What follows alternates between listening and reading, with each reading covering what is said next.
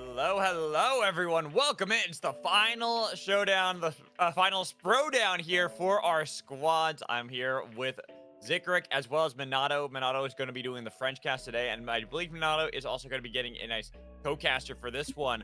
But it's going to be exciting to kind of have our last farewell to squads for today, and especially for EU. Will be a lot of fun, Zikric, and I know for us, we're sad to see squads go, but trios is going to be a lot of fun too. Yeah, and it's such a cool weekend because everyone's like, we have this whole UTEC quintessence happening in NA, Jang putting on a bunch of events, Sprocaine, like having just done a tournament last Sunday, doing another one this Sunday, the Sprocaine. What did I just see as the title? This final Sprodown. Let's go. Oh, here it is, the final Sprodown. Like such a good, but yeah, it's just like the energy of the community, man. It's just something special, and it's such like a tight-knit like community, but everyone that just puts in the time to make this stuff happen. The players, Shivam just killing it with the production here, just such dope graphics and stuff. Minato, me and you covering. It's just like the passion of the SUPERVIVE community, I think, is not gonna let this game die ever. So that's like, I have a lot of hope for the future, and I have a lot of like respect for Theorycraft and what they're doing, but I really think the community is like doing a huge part carrying this game, and especially with events like this. So I'm a huge fan of watching EU, super honored and excited to be here, and yeah, I cannot wait to dive in to the final kind of squads showdown here. Same here. And so I kind of want to hear from Minato, because we do have Minato with us for a bit while we wait for the French co-caster to join in. So Minato, how are you feeling about saying au revoir to our squads and hello to trios? Honestly, I don't really know because, like as they said, making the game like trio and not squads anymore could make the game like more readable, and you have like more outplay potential, more outplay potential. But I'm really feeling like there is like a huge chance that we always see the same compo with like mainly us, maybe Bishop or some shit, and maybe the last one could be a flex pick, but. I am a bit scared about that. Let's see how TC is gonna, balance this shit, because actually the game is balanced for squad, but I don't really know. But it could be cool. I mean, it could be a great change, but let's see. I mean, that is a big thing. It's right. We have the game balanced for squads, but this is where I do feel that things will go well. Because trios, yes, you're losing one player, and I expect, as you said, Minato, a lot of Oath. Oath is not going to go anywhere. Pretty much, I think, the most classic SUPERVIVE hunter there is, where every single comp wants to run something like this, at least until we get more hunters that might be in a similar vein and vibe to that. And then we might see Oath fall a little bit from the meta, but with how good it counters certain picks, such as Kingpin, I think we'll see it for a long time, and won't expect to see anything else. And especially going into today, it is our final squads here that we have for EU. And I'm looking at how our teams are going to pair up against each other. We have 8 games ahead of us, 3 for the qualifiers, and there'll be 5 for the finals. And for our 3 first storm shifts, it is going to be Unstable Portals, Bullet Train, which we all know I have my train whistle for, and I absolutely love, as well as the Cross Country Storm. In my opinion, those are my 3 favorite storm ships. So having a start right out the gates with those, I'm really excited about Zig. Hell yeah. I mean, that's like... There's, I think, like some stupid amount of storm shifts, like in the custom menu, like 25 or something like that. But like a lot of them are kind of like subtle or a little like troll. I think these 3 are like really good for competitive because they sort of like flex different muscles and change the game enough, but not too much to where teams have to account for them and play around them. And they cause, for exciting things to happen, but not so much that it's like, an overwhelming amount of RNG or whatever. And I think the most RNG one is probably Cross Country Storm, but it's one of my favorite because it makes for a completely different end game of SUPERVIVE. Like every cross country game is just a totally like just insane final circle because the amount of shifting happening, and everyone has to be playing around cross country to win that match. And it's just, I think that's the beauty of the storm shifts. Like they give every game that unique variation. You already have the variation of where the circle's closing in, in the huge sandbox, but on top of that, you have the shift that kind of determines, especially when the circle is so small, things like bombing run, things like cross country, things like bullet train, they start to be a lot more impactful when the bullet train's taking up half of your tiny circle that you're trying to navigate with 2 other squads in there, right? And it looks like we are ready for our very first game here of the qualifiers. So Minato, we'll let you head on over to the French side. And before we go, anything you'd like to say?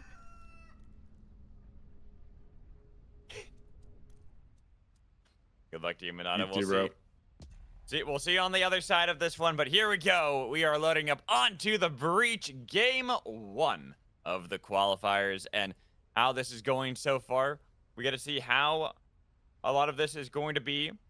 So it is going to be really exciting. We are on the northern side of our storm shift here. And it is going to be both Frag Isle and Skyrat's run that are going to have our golds here, Zick. Yeah, let's go. It's like those Skyrats runs way south. It looks like Purple might be off to an early start trying to get down there, making the run through Wellspring, but that is going to be a journey down to Skyrats. We actually see quite a few teams dropping Heart as well, like right in the middle, maybe going to be journeying down there, and not too many actually waiting it out for these top ones up in Frag Isle. So we'll have to see how many do end up dropping up here. As we can see, it is going to be our QTS squad dropping up on Frag Isle, but not really seeing anyone try to contest this. More surprising than anything else at the moment. And I want to see how many teams are going to try to fight early on, especially because we have gotten really used to how the current meta has been, where everyone tries to fan out early on, maybe a couple of early skirmishes, but we are playing with Resurgence off as usual, pretty much the typical that we have with a lot of our squads and a lot of our tournaments. But we see so many more teams drop early. Did you see how many were in this initial circle? Like, look at that. Everyone kind of staying pretty much around the heart, more so than I would expect. I thought more teams would try to fan out to go for the outer edges before the push into the inner circle. Yeah, and I think like the more, kind of competitive SUPERVIVE we see over the months, the more apt teams are to drop early. And it's kind of to what we talked about like last week when we were casting, where there's something so real to tempo. And if you think about dropping at the beginning of the flight path versus the end of the flight path, that's like a full minute's worth of time you could be on the map doing stuff, right? Like you could be, level 4 with some items by the time the other team even drops, if you get a good drop right early on the flight path. So I think like almost like intuitively we see more and more teams dropping early, kind of like regardless of position. And right now, we have our teams kind of fanning out. I'm looking at where everyone is and which teams kind of really focus in onto as being our strong teams of this qualifiers. Obviously, QTS is going to be one of the big ones. 99, another one we're really used to seeing many times. But same looking at TSM. That's another one of our squads that we've seen many times in a lot of these squads. So it's going to be really exciting to see which of these teams will make it through into the from the qualifiers into our 5-game finals to end out squads for EU. Do we have any teams that sort of qualified for finals without having to do this, like the top teams, or is this like play-ins I would kind of? assume so. So Like teams like Turbo Velocity and.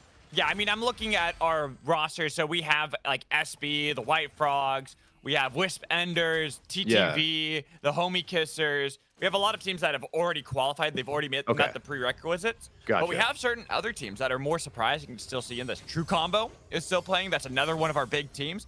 We have the Black Frogs, another one of those squads that we've seen many a times. I already mentioned 99 as one of these other teams that's really been rising. T'as des pronostics sur les gagnants? In the recency of SUPERVIVE and how they've kind of been going about things, and honestly have been one of those teams that have surprised me with some of their finishes in a lot of these tournaments. Ouais. Yeah, for sure, bro. And it's like it's really cool to see. Like for me, I've casted basically every weekend. I've casted the Sprocaine tournaments, but I haven't got to see too much more. Ooh la la. Fight breaking out here between Black Frogs and TRC. Black Frogs able to get the pull onto Greninja, so they're going to be able to confirm one Wisp down, especially with the Storm already pushing in.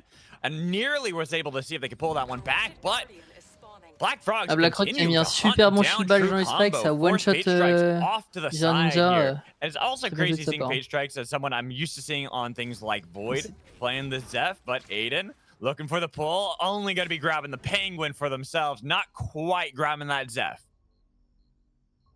Yeah, and a lot of action going on down south. A couple teams up here in Dawn Caps, QTS and GG kind of facing off Lancelot in the bush here has an angle. I don't think they see him at all. So if he can get a good open with this Jhin.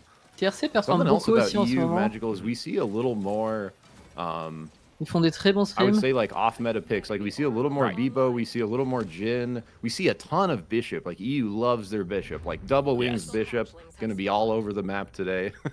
I think that, and one of my favorite ones that we see is, I'm not sure if Fall for Grace is in this one. I did see an Aluna, so would assume so. Yeah, I love that. Là, Timopi and qui est that's one vraiment of bien our- là en bas. One of the ones that's like the classics, right? Tranquille. That we're so Il y a used to les seeing, déjà. especially from Fall from Grace.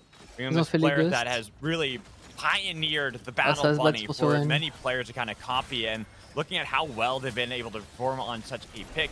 That's why EU is such a fun region to watch, because you have these unique styles that Normalement, only 99 certain devrait players gagner ce fight really s'il la joue play, and bien. mostly, as you said, from EU. Ok, QTSC qui peut pas gagner. Yeah, Donc it's like peut-être you juste see a le little point bit hook. of that in NA, but it's not Je pense quite qu'ils as vont like peut-être hook defined. Like le boss. NA On voit sticks bien a la map, little c'est more cool. to like what's like the meta, it seems like. And in EU, we see a little more of these like comfort picks, especially on certain people like Fall from Grace, or people that are kind of like, you know, Jhin mains or whatever. Here, TSM has a nice push on the OP, get 3 down. I think just Cascanator left here. Oh no, Matrix was able to get out. So they are going to be able to hopefully live here. Cascanator probably just trying to buy some time for Matrix to potentially look for a res. And just to note, Resurgence is off. Correct, Magical? Ooh, it is off, and the slam down onto Cascanator, who has to go back and with another spin dash into the rings, has been buying a lot of time and kind of wasting this of TSM. Well, yes, eventually we expect Cascanator to fall, like right there. Matrix did survive and immediately got the revive off from the respawn beacon, so OP is still going to be in this one. No team quite that far out yet. Yeah, we saw Oath just kind of intentionally drop into the abyss there to catch the back end of that res, so they're going to be right back in. It looks like they did pop up down in the desert, and we got teams clashing top right in Ion here. Multiple teams coming in, 99 coming in from the north. QTS holding their fire position. They're going to have intel on 99 soon, but 99 kind of lurking on the edge of fire vision. I think Lancelot just spotted out Dracos there. Yeah, they know a team's there. That's kind of why they're positioning the way they are. And for QTS, they have that gold armor. They're going to be pretty powerful. Mech looking for the pull. Do you go for it blind? Hasn't sent it out yet, but with the bonfire about to land, vision is going to be 499, and we're seeing an immediate attempt to capture that point and take that away from 99. So they're not going to have it. And a nice dodge from any pulls that could come in from 99 themselves. While QTS are putting up a little bit of pressure and looking. Mech with a slam down, but the push back. Draco still alive, forced into chilling finale, but an abyssal breaker onto the clone makes it so 99 will survive. While true combo coming out of nowhere. QTS now in a devastating spot as the fuselage was able to take down Mech, and then Lancelot falling with another team showing up, the Black Frogs. Campo, the only one to survive so far from QTS, while Black Frogs push back on a true combo, taking down Phase Strikes, looking for Links, and they continue this push. Another chilling finale forced out, but it's going to be a skate away. Well, we see that out of nowhere, Campo helping to take down some of the members, being the only survivor for QTS.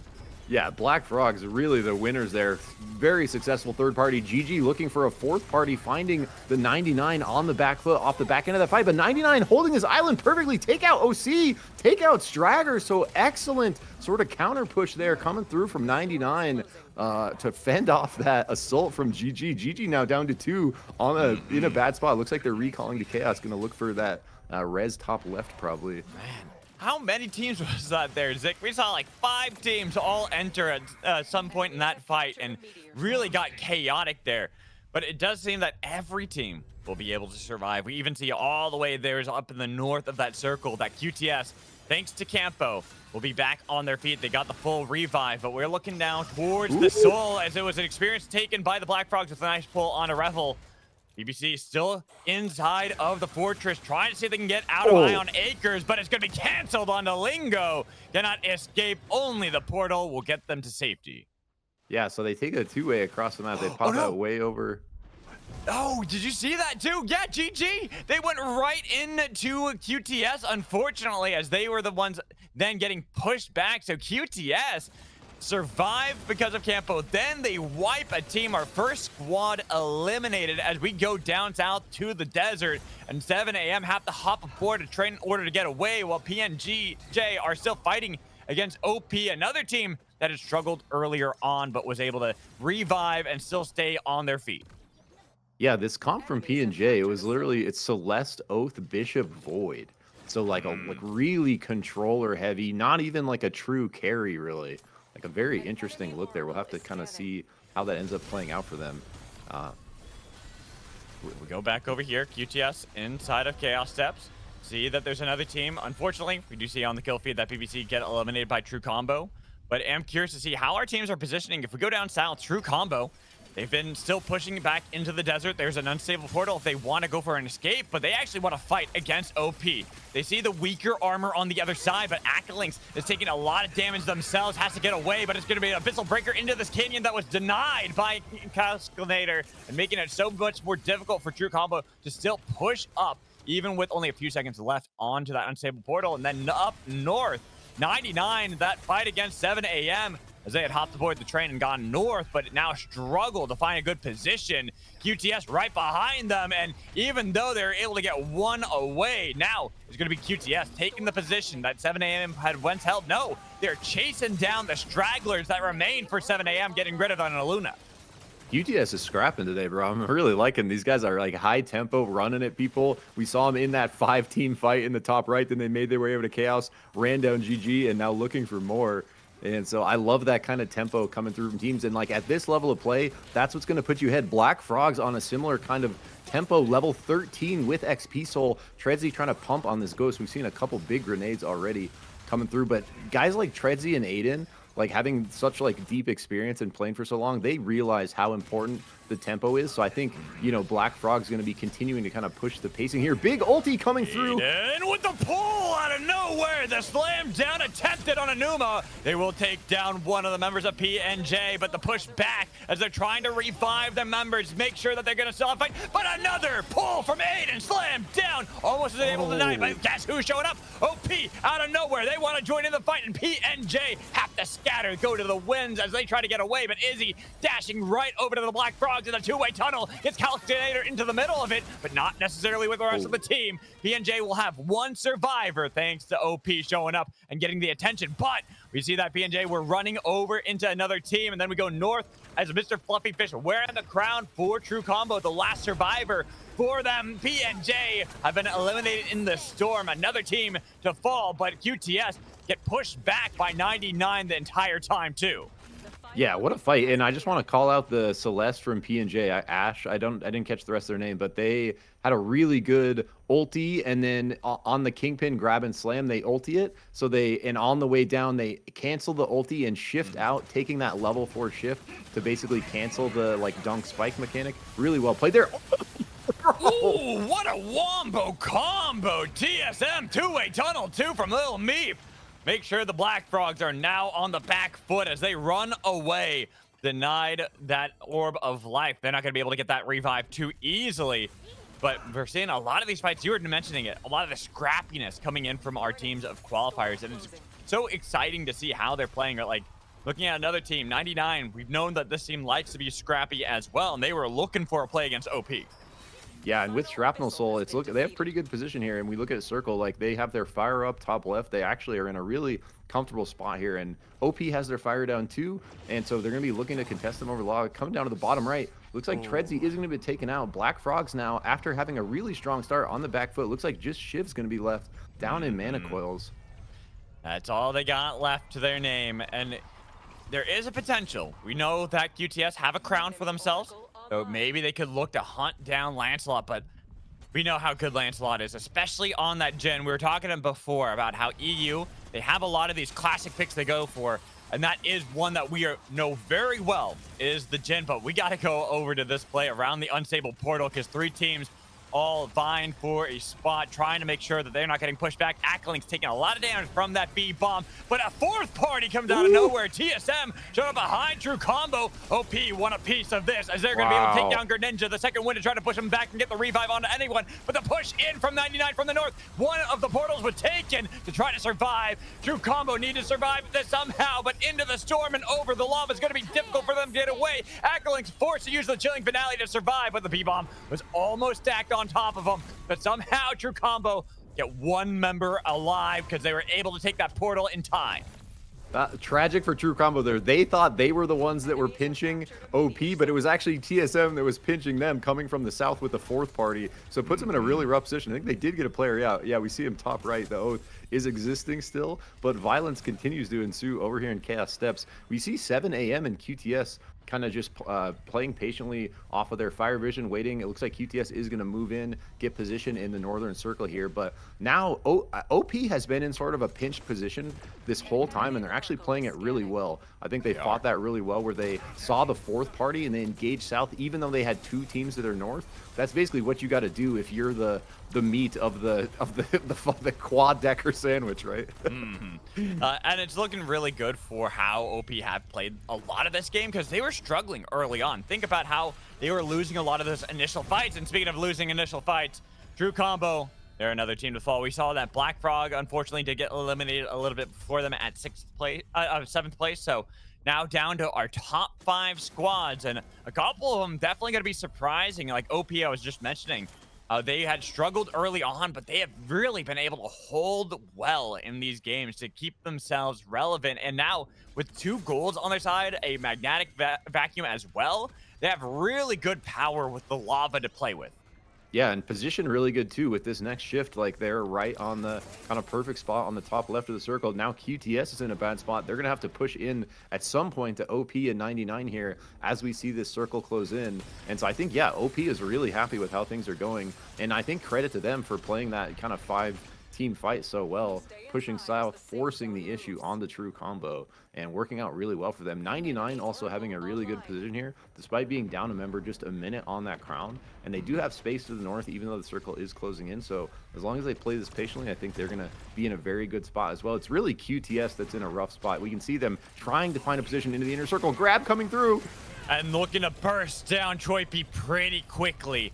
QTS, as you talked about, this is a difficult position to find themselves in, because no matter where they look, there isn't a good spot to hold the ground on. 99 inside of the circle already, and there's even 7 AM right above them that they had to deal with. But with only 35 seconds left on the crown, they've got to make a play now or never. They were looking for a pull, but Ancom was able to push them back and somehow survive. Campo is nearly on the brink of death as Blink was looking to see if they can take him down, trying to heal up the best they can for Campo. They need to make sure that that jewel is alive with 15 seconds on to Ancom. They need a pull. Someone needs to engage onto 99, or they're going to be really reformed in this fight, as it's going to be the pull missing from Mech, and with only a few seconds left on the clock, Ancom's probably going to be able to get that crown proc in time and keep them alive, while QTS have to push back in any way they can. They picked up the crown for Lancelot, but now with Team Steady Momentum pushing onto their fortress, they're getting in a bad spot. They've already lost Campo, and Mech has been separated from Lancelot.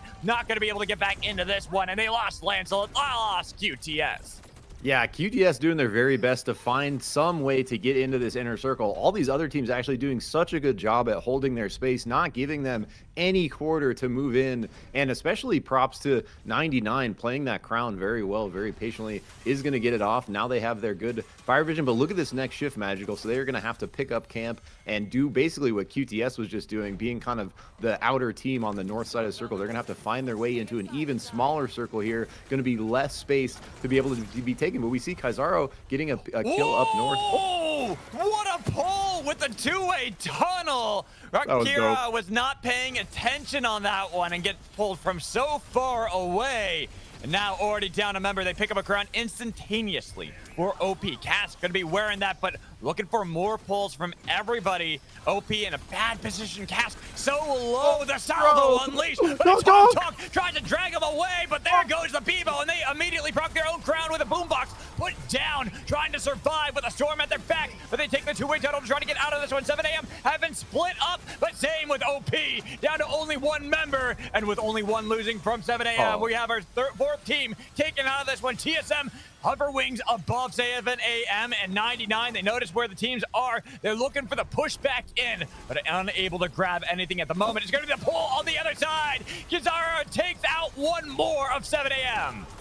Dude, what a crazy sequence, and another grab coming through here. So they TSM answers back, but they re-engage 99 back in. Celeste ships it in with the ultimate. Now 99 is pinched. 7 AM to the north. But only 2, forced to use a chilling valley, and another pull from Little Meep. drags them so far away, and this is looking like TSM's getting 7 a.m. have been split up, and they are not going to be able to get back together. Same with 99. They're down to 2 members. They were able to revive one more, but 7 a.m. eliminated. Down to 3 for 99. Make it down to 3v3 because they got rid of Blink, and then a pushback on a Krabs with another pull onto the Wisp to deny any revive. Killing finale for the second to last member, and the last one to go for 99 as TSM take the victory.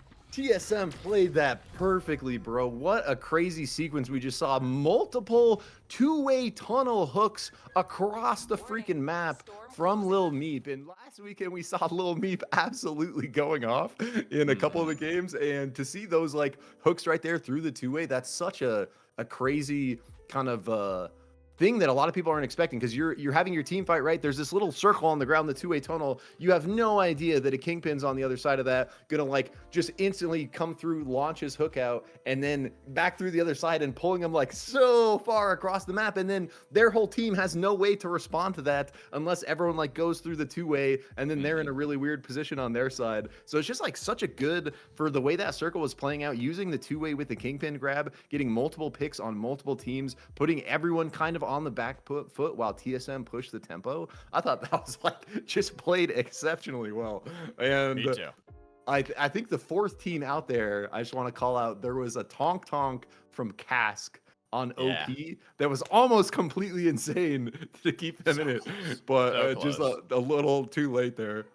Yeah, I mean, just a little late, and with too much damage already on to Cask, made him an easy target. But I think we should get back Minato, and if Orlando's is nearby and wants to be able to join in the call as well, we can get their insight on how these games went. So first, I want to make sure that we get Minato heard. So Shivam, if you want, if you can, make sure to unmute Minato so that we can get their opinions on how this first game went. So Minato, what did you think of game 1? Honestly, I think, you know, TSM did a very good job to controlling the game. Like, they trapped TBF, that was a team in a very good position for winning the game, and they killed 2 of them that put them in the bad situation. They keep a good control on the map, like at the end game, like they put the Paisha cannon, and they were waiting for Lil Meep hook that did amazing hook with the 2 ATP. And then after every team is gonna fight between them, they took the good position, and they just, you know, finish everything, took everything.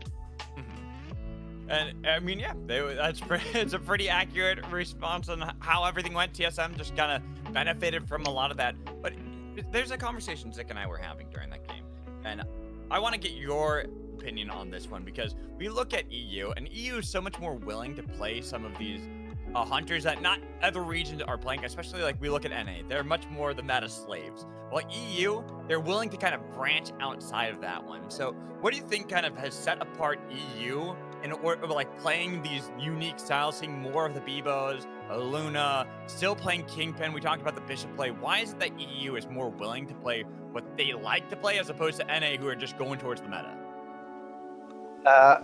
You know, honestly, I think like EU play more the meta than NA. We like that's a discussion that we already have with the other EU player, and honestly, we think like when we see like Jewel in Scream, so in NA we're like, oh my god, but like how are they playing? Like they can play the meta. Like, I mean, it's maybe because preference of the player, but you know, because Os is a hard counter of Jewel, and there is like always Os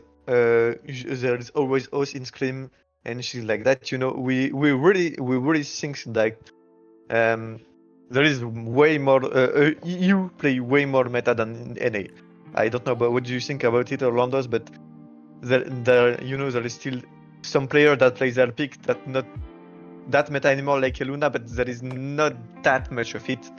So I think, yeah, it's really cool to hear your insight on that. And I think it's probably a little bit of, I think each region kind of has their own meta a little bit, because Jewel is still very popular in NA. Like Jewel is still, even with the nerfs, we still see a lot of Jewel. And there are a lot of NA players that, similar to like how there are a lot of EU players that are like really strong on Bishop. There's just like a lot of NA players that are like really strong on Jewel, and she, even with the nerfs, has not really left the competitive scene. We're still seeing a lot of her. We're still seeing players like Afro just going off on her, like doing crazy things despite not having those iframes. And we saw like in the duos tournament, Immense going off just a couple days ago on Jewel still. So there's like, you know, and I think like it's because each region is literally playing on different servers. I think we actually have sort of separate metas, you know, for NA and EU, and it's actually really really cool to kind of hear Minato's insight from the EU side of things, where it's like EU thinks they're playing, you know, more meta than NA, but I think it's in the end maybe just kind of like actual different metas because we're playing on different servers. I mean, also it's like, what is meta besides just Oath, right? I feel like Oath is the classic one, but Minato, before we let you go and get back into the game, it's always good hearing your thought process on a lot of this, and we will see you on the other side. Same with you, Orlando's. Hopefully, we'll be able to get your opinions on the next ones. Alrighty, so we'll mute them back up and let them cast over on the French stream. And for you and I, Zikrik, we will get into game 2. And we have another northern drop. Look at wow, and Frag Isle is gonna have the golds again. The only difference in this one is that it's Emotech with the other golds, and having it so early. See 2 teams, 3 teams, 4, 5, 6 teams all dropping in a good position around Emotech. I believe it is True Combo and QTS that both drop in Emotech. So we'll see if that's going to be a fight over it and have any early skirmishing for these golds. Yeah, and when you have a northern flight path like this, like where everyone's dropping early magical, there's like not that many creep camps there. There's a few, right? But it's not like other parts of the map, like around Heart, Ion, Wraith Row. There's like tons of creeps. They're definitely a little more like few and far between spread out on that side of the map. But it looks like whoever else was going to Imotech maybe like changed at the last minute. We see that Koba's drop, or just south of Koba's in Ion for 7 a.m. here. And so this is one of my favorite drops, Magical. This spot is so juicy. And if you do what they're doing right here, up to this one Koba's camp, you clear this Koba's camp and it insta spawns in the biome boss, because there's only one camp in Kobayashi's in that biome. And so I think 7 a.m. off to a really strong start here. We see already like instant level 6 for him. Right. And for 7 a.m., the team that looked really good in that last game, despite kind of having one of those weaker starts, which is really cool to see that these teams can, even on the initial plays, right, where they get behind, they struggle to find their foothold on the game, they're able to bounce back and they understand what they have to do in order to start scaling up for the mid and late game. And it's a lot of growth from a lot of these players as opposed to what we used to see at the very beginning of a lot of competitive, when it was the open beta all the way back in November, where it was like teams would fall behind early, then they'd struggle to figure out what to do from there, even with Resurgence. Now you have these teams really capable of battling back, finding better positions, where to fall back towards, and even seeing that if there's an early skirmish like right here, BBC and TSM possibly fighting over Wellspring, there's not really that hope that you're going to have an early team wipe. It may be an elimination here or two of players, but not the full squad. Yeah, and I think especially after the last few months with, you know, hitting with the big XP changes and the leveling changes and all that kind of stuff, I think players are getting a lot more used to kind of how the early game should be played and having much more competitive experience, right? These guys are constantly scrimming against each other. EU's running scrims multiple times a week, NA running scrims multiple times a week.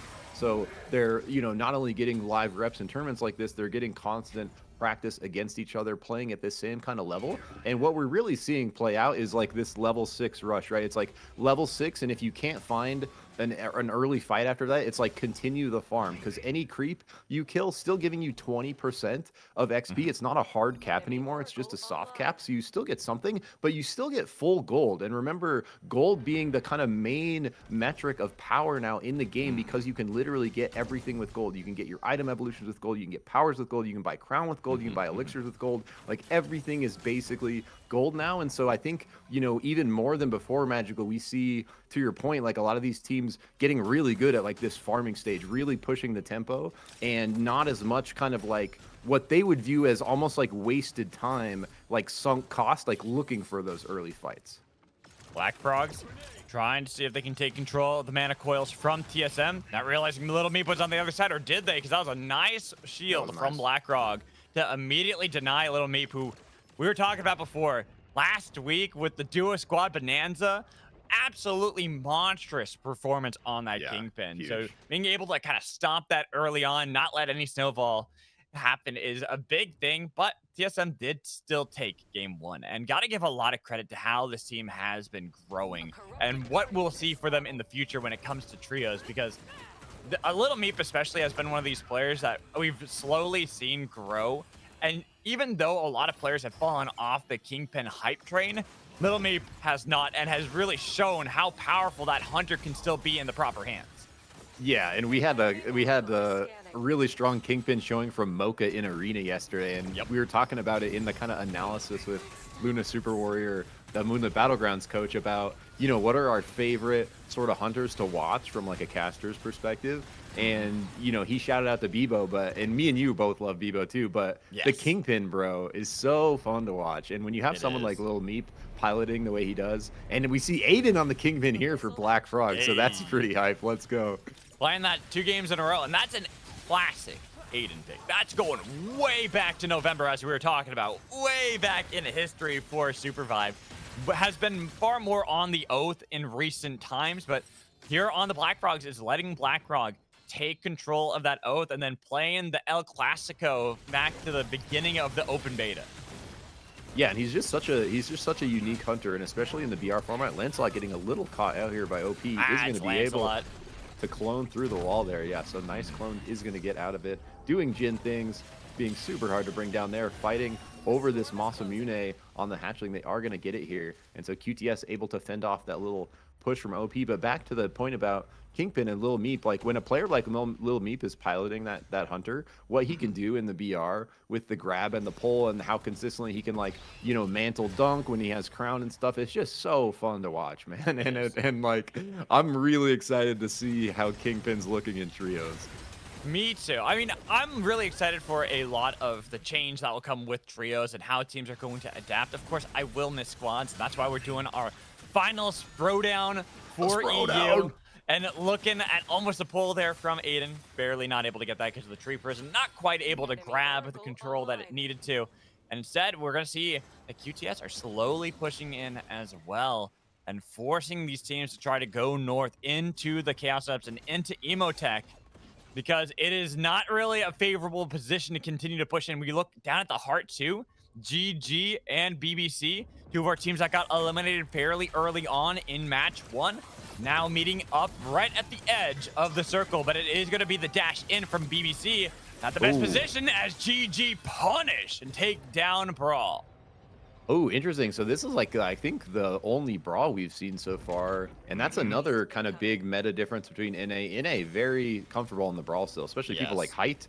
Lemur busted out a good amount still, but we have a couple, Ponyboy we saw this weekend. Like, we have a couple Brawls that are just, you know, staple Brawls that are still making that hunter work despite, you know, the nerf after nerf that's kind of hit him over the few months. But I think the overall changes that have happened the last couple patches, like removing the dampening on the glide, removing the lockout from the glider, there was some really brutal, bad feeling changes for characters like Brawl and Jin that were reverted. And so, you know, even though they kind of dropped out of the meta a little bit, I definitely think there is still a place for hunters like Brawl. So cool to see that Brawl, but is going to get taken out there. Hopefully going to be able to get back in it. TSM facing up against 7 a.m. up here in Chaos Steps. It looks like 7 a.m. doesn't want it. No, not really, especially when you're forced to use a Chilling Finale over the lava to skate away, but they got a lot of damage, and Chrono is actually taken down. Fold pushed back. 7 a.m. might want to re-engage, but they got to get all their troops recalculated and reformed to push back TSM.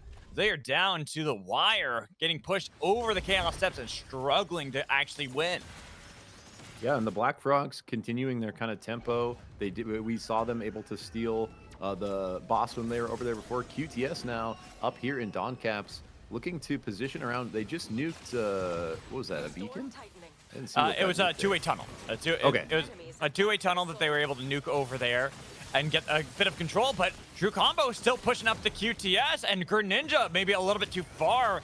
Team not there, realizing that OP continuing this hunt, the prowl for QTS, who are forced over the abyss to get away from this one. They might be able to do so as they continue to hunt down the remaining members of True Combo. Fate Strikes over the abyss themselves might be able to barely get around that really big wall, but going to be difficult for True Combo as another team pushed down to only a few members living. Yeah, I've been really enjoying watching True Combo, and like Fate Strikes especially is like a really fun player to watch, and he's been around a long time and actually getting really cracked at the Hunters he does play. We've seen him on the Void a good bit. Hacklink's going to get taken out there. We see a two-way coming up from P&J here, looking to reposition somewhere on the map. They're in a really rough spot, so they're probably going to need this. Yeah, they need to go somewhere, but that's not going to be the position they want into TSM, as TSM, even they got pushed down to one member, but they were able to revive everybody, and now they're fighting with True Combo on the other side. It's going to be a singularity onto the Oath as we find the snipe on Akka Lynx, and then TSM pushing onto True Combo and PNJ, who now might have to fight against TSM. TSM not relenting any control, getting a little bit of damage, while True Combo gets spiked on the other side by OP. PNJ taking the wings to get away, but only just barely, because OP still looking like they want to fight somebody. Yeah, and I think somewhere along there, Fate Strikes was able to get a res through because he went down there, but True Combo did not get eliminated. I thought he was the last player left, so they're still in it somewhere. OP now looking to really keep P&J in this bad spot. P&J tried to two-way their way out of here, ran right into TSM. They're still in the same like middle of the sandwich. And BBC with Nighttime pushing GG in Kobayashi's. We are on Bullet Train, aren't we? Yes, we are.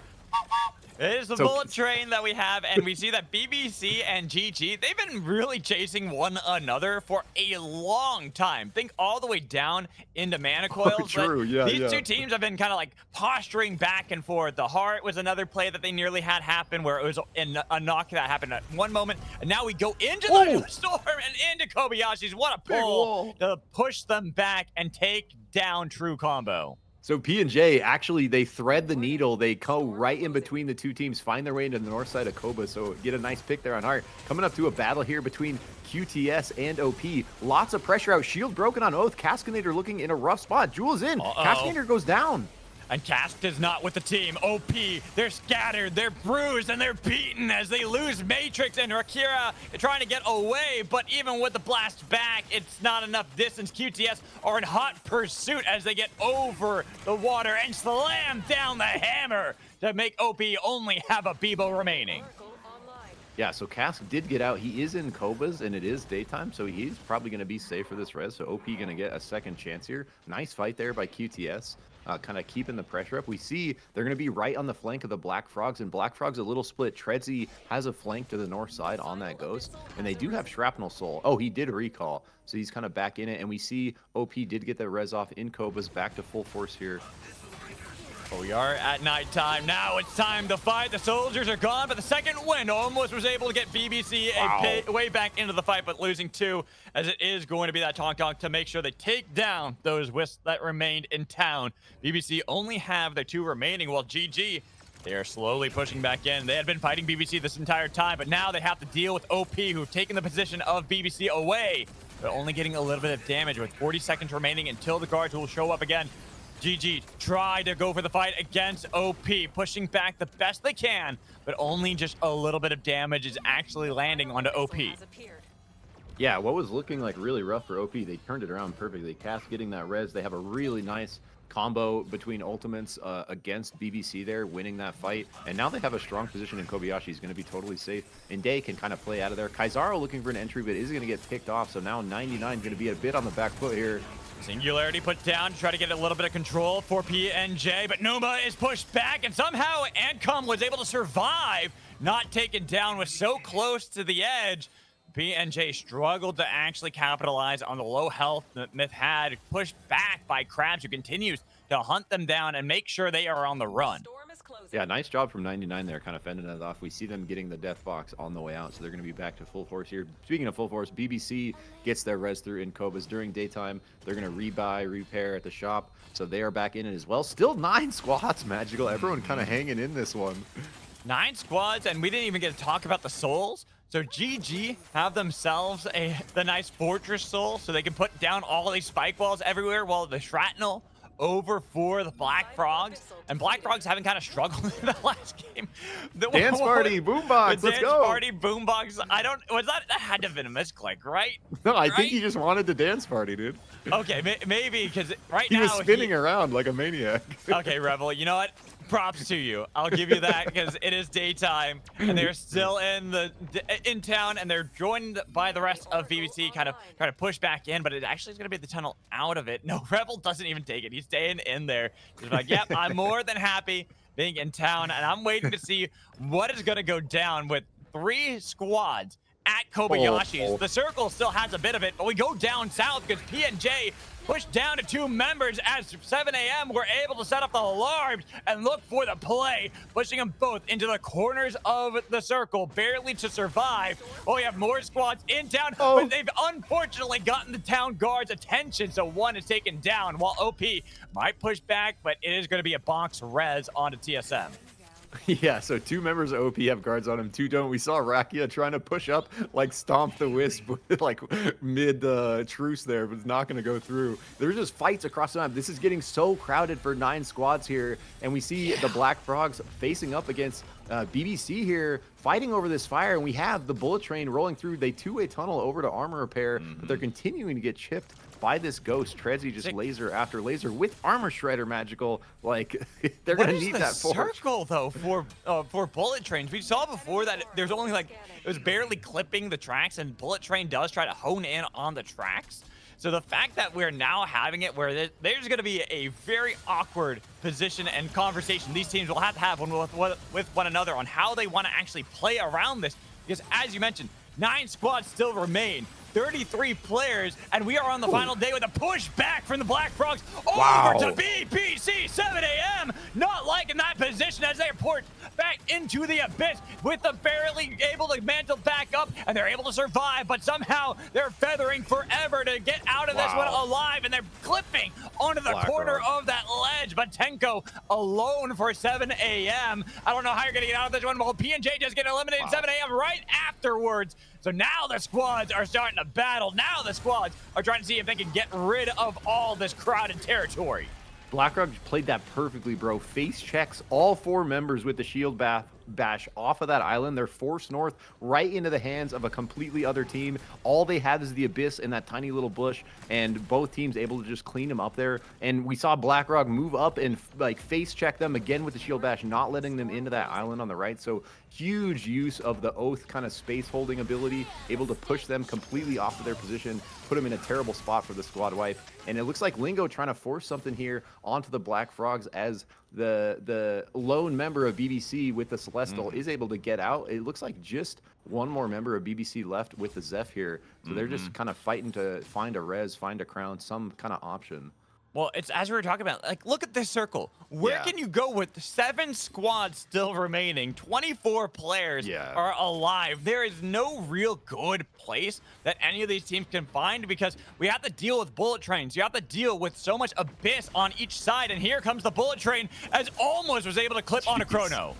It comes through so fast, bro. Like, especially if you're controlled out looking the other way and the bullet train's coming in the opposite direction, it actually like comes so fast. I was screen 2-way through for TSM, getting out of that kind of a rough position, getting pinched there. They're gonna find a good spot over on this island now. Nuke coming out against the Black Frogs.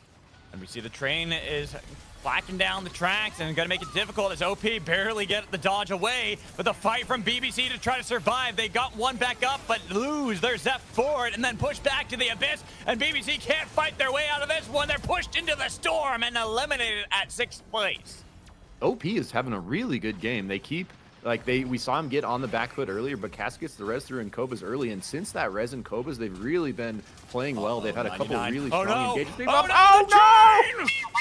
Crab taken down and then even kidnaps 1 of the members. Draco is the last one for 99, pushed into the abyss, and 99 have been eliminated with the help of the train. Train is on the board. Let's go, baby. And I don't think it's gonna be done either, because we still have 4 squads remaining. All players for either team are there, and the push back as here comes the train yet again. You see, it almost was able to get them, but who's going to start out the fight? It looks like the Black Frogs decide to go for it. They had the pull with the Missile Breaker. The second one, they already took down Blink, and now OP push on to TSM. TSM won game 1, but the pull in from QTS with a slam down. removes Tourney. So one member gone for the Black Frogs as Troypi gets a great position. Black Frogs engage and they lose. They lost it all. They tried to go for the play as the train comes back again. QTS pushing onto OP, but TSM are alive. Ashikata wanted to see if they can get a snipe with any ionization, but not able to find it just yet with a 2-8 tunnel. Picking up the crown, looking for the slam down from Little Meep. Hello, TSM. They're back on their feet and they're ready to fight once more as QTS could not punish them in time. Lil Meep does it again, an absolutely massive grab into the dunk with Crown, brings all of TSM back off of the back of a crazy play from OP. We saw the Black Frogs, thought they had an angle. OP completely turns it around on them, and then QTS grabs a member from the back. All of a sudden, what was looking like a really strong position from the Black Frogs gets completely turned around. They're eliminated at 4th, and now TSM, who was looking like they were on the back foot, off the back of that fight, back to full force as well from that Little Meep crown proc. So now 3 squads left, all kind of on their individual sides of the circle. But look at this next shift. Look at it, it's even less spice, dude. And part of it clips into town too. Kobayashi's will be part of this final circle as well, which is kind of wild. And looking at how our teams are positioned at QTS, they have the crown for Lancelot, but it is going to be difficult for them. They have to have a great play from Mech or from Lancelot, or hope that OP start off the fight like that, but they're on the tracks, and it's going to be the Tog, dragging one away. Another crown for Lancelot. He tries to see if he can get the proc, but it wasn't able to get a 2-way total, trying to survive as they get away. Little Meep is gone for TSM. They're down to only Ashikata. Asaros alone, Blink on the other side, barely holding on to that little bit of land to try to get away with the pull in from Cass. They're trying to take down Bishop, but then the crown from Lancelot procs onto Cass. And now QTS back in, almost having the train clipping anybody, but they were able to survive in another pull. That's the one Mech needed, but losing a member. QTS in a bad spot, forced to put down the boombox, but not helping them out as Matrix pushes back, keeping OP alive. QTS down to 3 members. TSM, they're still on the other side. They still have that Stars that remains. Might be able to make a play, but it's going to be QTS pushed back by OP. And here's Ashikata taking the portals, has to get into the fight, take him down. One shot is needed onto Lancelot, doesn't find it as the train ends the game. I thought he was gonna do something crazy there, but the train just completely shuts it down, dude. It just ends the game. That might be, I don't know, the first one I've witnessed where the train actually gets the final kill to like I think so for me too. I think that was the first time I've ever seen a competitive game with a final kill for train. I thought he was about to, like, if he gets that Saros R&B on either of those crowns, bro, like, that could have been such a game changer. All those teams are playing out of their mind. OP, you know, we have to give them so much props for how they played that entire match since they got that Koba's res. Basically flawless in their engages and their kind of counter pushes, defend everyone off, find their angles, multiple squad wipes before we even got into that final circle position. And we also have to shout out Mech from QTS, because he was the one that got the grab onto Black Frogs while OP was engaging on them. And then he had a couple more really big pulls coming through, gets a couple more kills, but like QTS putting up a really strong fight, almost able to bring it through, but OP just basically playing that flawlessly, man. Like really, really strong showing from them.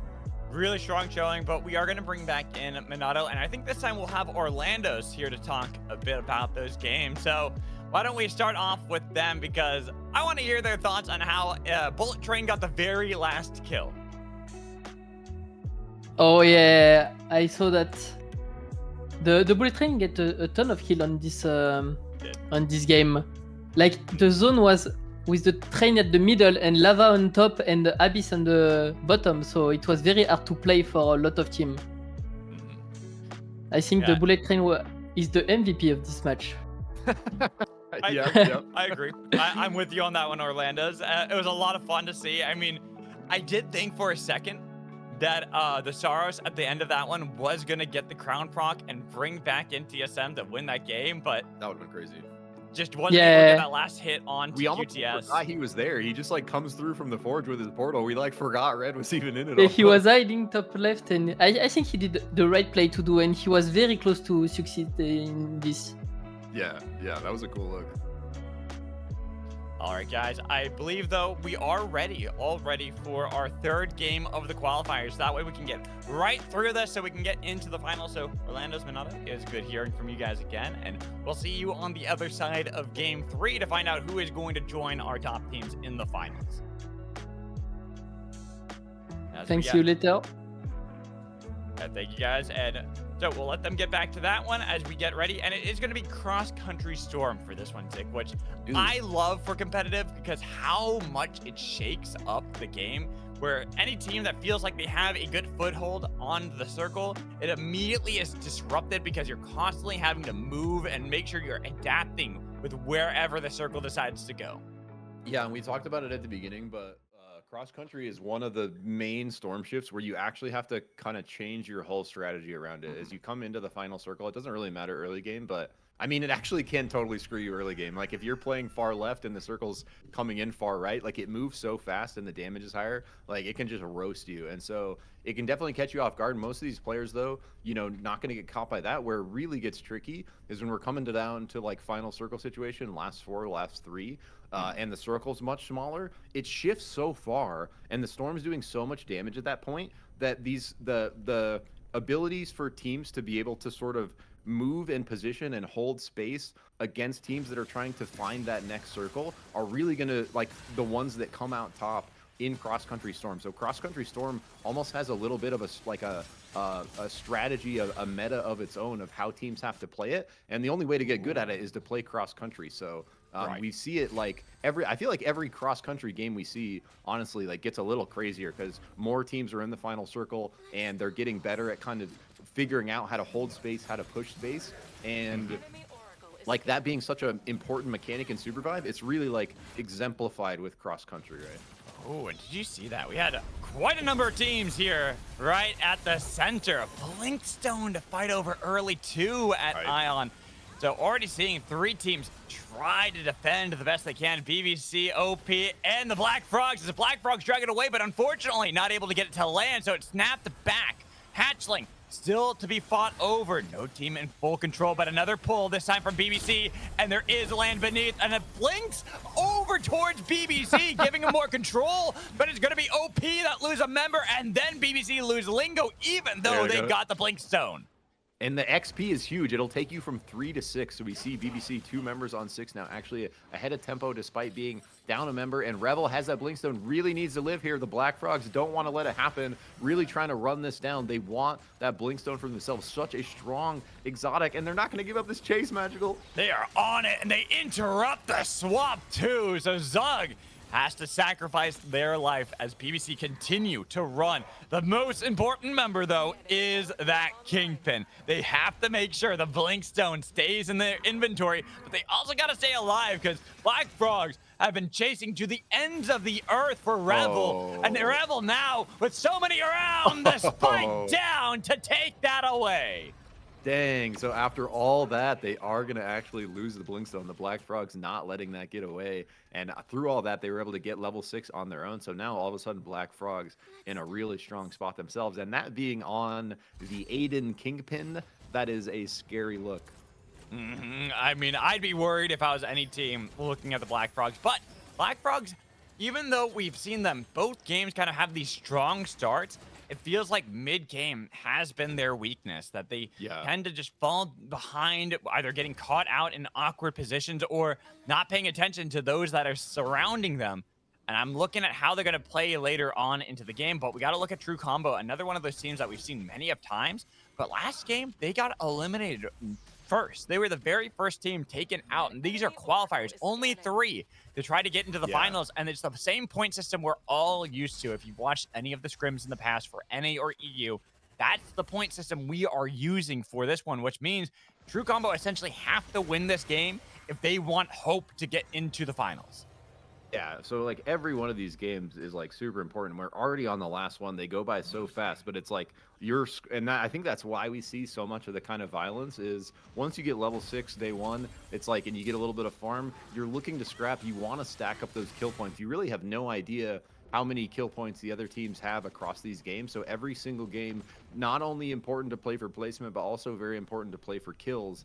And we see the Black Frogs, Blinkstone and Aiden looking to push tempo, going for the Blink Slam on Castaneer. Castaneer trying to get the res, almost gets shield back, gets it off!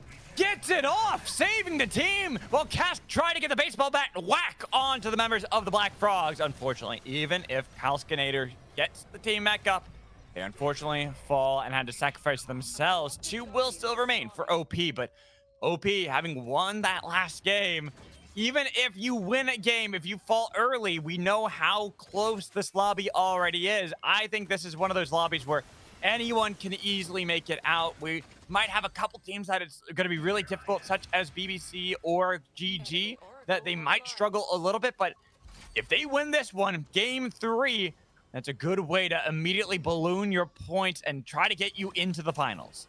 Yep, we see TRC here looking to grab some loot, some powers and stuff out of the Kaiju Vault. They take the Blink out of the Kaiju Vault. There's that little teleporter in there. They find the angle on GG. GG kind of caught off guard, but they're actually defending pretty well here. I was about to say, I'm like, just because it looked initially like GG got caught off, they had a good defense with the base camp on their side. They knew the Black Frogs were in there and they were looking for the anomaly with the orb, but it is still the True Combo squad trying to play up towards GG, pushing them back the best they can towards Machine. The lasers at their back. GG have to be careful because OC has been split into the Forge. Even with the pushback, he falls as QTS are watching this battle ensue and they want to join in, while Saggers might be able to get the revive, might be back on their feet because another team has shown up. It's still not looking so good for GG being down OC 15. Yeah, and it looks like they are going to be able to get out of there. Coming back up to BBC in Magebog, grabbing this fire. I just want to jump back to your point about the Black Frogs in mid-game. Actually, some action here. The Black Frogs continuing this push, get a member from 99 down. Looks like just 2 left, Ancom and Dracos on the run.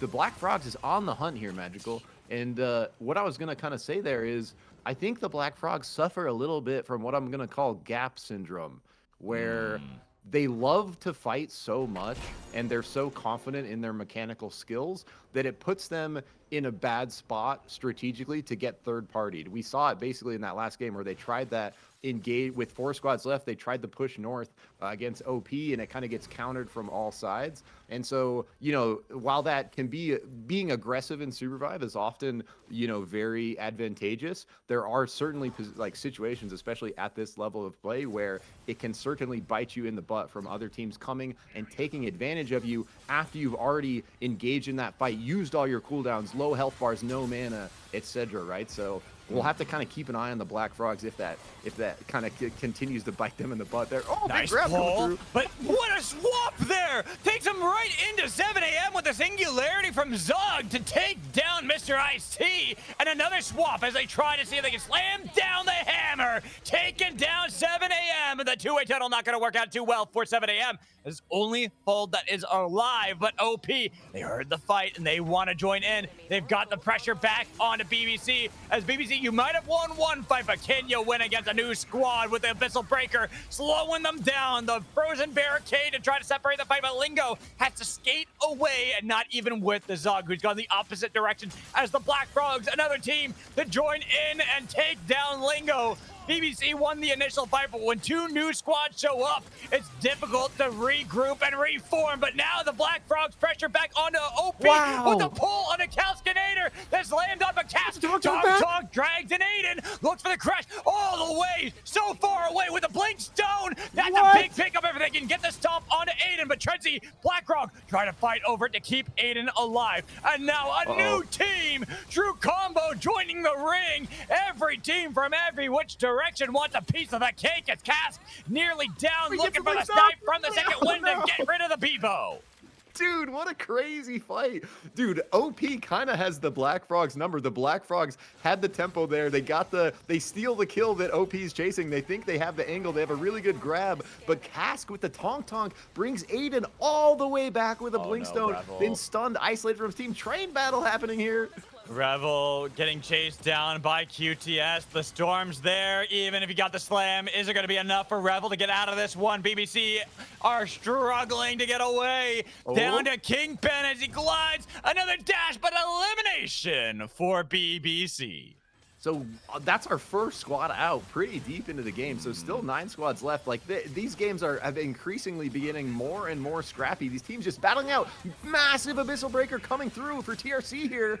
Chilling finale from Mr. IC as well, but the big thing is that 7 a.m. they only had just gotten revived. They were at the heart to try to survive, and True Combo not letting that happen. And same with the minions. The frog pulled back in Mr. Ice-T, but there's the chase from Acklings on the other side, waiting for True Combo to help him out. Low health bars on these members of 7 a.m., but a nice first American, and then the Black Frogs to join in again. It's never a possibility that no other team is going to join in, because every single time you think you have the straight up fight, someone new wants to fight as the Black Frogs chase away both 7 a.m. and True Combo. Yeah, the amount of third parties we're seeing in this game is insane. All these teams are so thirsty for these kill points. They know how close this battle is. They want to get to the next round and be able to face off against these top squads. So it is just a bloodbath out here. And like teams just running at each other. There we go. QTS, Mech, another big grab. It's on the Celeste. She ults, she fakes it. Acklings shifts out to the north. Is actually going to be able to get out in the wing ring. So very well played by Acklings there. Very nice. Keeping True Combo alive. And kind of what we were mentioning before is that this is a very deep game to find yourself in, and with 9 teams still remaining, as the QTS squad pushed back OP. OP won game 2, and now QTS, a team that had struggled to actually take them down. It was quite a chaotic fight at the end of that one. They're looking a lot more powerful in this one. 7 a.m. got eliminated on the other side, having the only one survivor that was able to get away, but talking about only one survivor, Cask. Gonna be the only one for OP, down to a lone Bebo. QTS like has such a cool comp. They have the Jewel, they have the Jin. I think like if they have a good angle, a lot of these teams are not expecting kind of the moves from these hunters. And OP feeling really confident. We see some really good fights for them. They think they have that fight. And now Cask, last member left, he's gonna get kind of caught here. QTS continuing to push. I don't think Tonk's there either. No cart to safety. Another team gone. And this is where we have to talk about points and how teams are looking. BBC, sadly, I'm pretty sure that team is going to be eliminated. They got eliminated fairly early on in game 1 as well. And here, OP having just won game 2, they should be a little bit more safe, but we have to keep in mind how close a lot of these teams are. A team like True Combo that got eliminated first in game 2, if they win this one, there's a real possibility they can eliminate a squad like OP and deny them a spot in the finals. Yeah, and what QTS just did right there, forcing that fight against OP, QTS was like the final 3 in the game where OP just won, so they want their vengeance. But putting OP out of the game this early at 8th, if QTS can make another big run here, it's going to give them a huge kind of point jump against OP, who locked in that first place last game. QTS still pushing back towards True Combo, but it is a difficult fight in that one. You see a lot of gold on the side of True Combo, but they are pushing back in, but we got to go up north because 3 teams staring one another down, 99, Black Frogs, and TSM. But down south, it is going to be QTS losing to True Combo with a dash back in from Campo to try to fight Greninja. But with QTS pushed to the wall, pushed to the storm, and True Combo taking the lead in this fight, Campo could not rejoin with the team. There is not going to be the troops to surround you, Campo. Now down to 2 for QTS. Yeah, and just what I was just saying about what QTS do, True Combo is doing the same thing to QTS. So if True Combo can take out QTS here, really going to dampen the amount of points they got last game and how much that matters. And True Combo needs that, bro. They are behind on the points, getting knocked out early last game. So True Combo, nice fight there. It does look like QTS got a few members out, not going to be able to get that full squad wipe through. A lot of just posturing up here north of Mana Coils. We see TSM on the boat with XP Soul level 12, looking very strong there, kind of just holding position. We see the next circle shift going very much in their favor. So I expect them to basically be ledge guarding, kind of holding this abyss angle as all these other teams are having to move past them into this new circle. And TSM are probably the only team that I think are truly safe, that we know they're going into the finals. A first and then second place finish in games 1 and 2 pretty much guarantees them that spot, but still, there's a lot of pride in winning these games and making it that much more difficult for squads like the Black Frogs to get in, because Black Frogs, they need this game. Early elimination in game 1, fairly early elimination in game 2. It's like True Combo. I feel like those 2 teams are fighting for a spot into the finals, and if they don't do well in this game, if they don't win this game, there's a high likelihood either one is eliminated.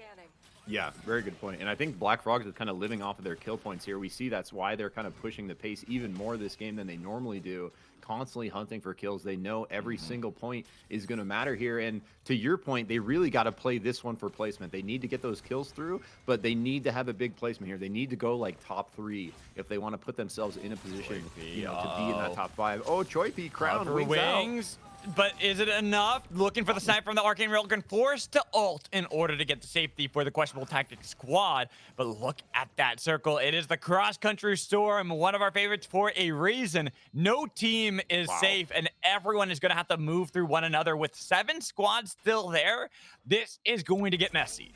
Yeah, and we shouted out TSM, who had a good angle on the boat to kind of ledge guard against these teams. Oh, big fight breaking out here.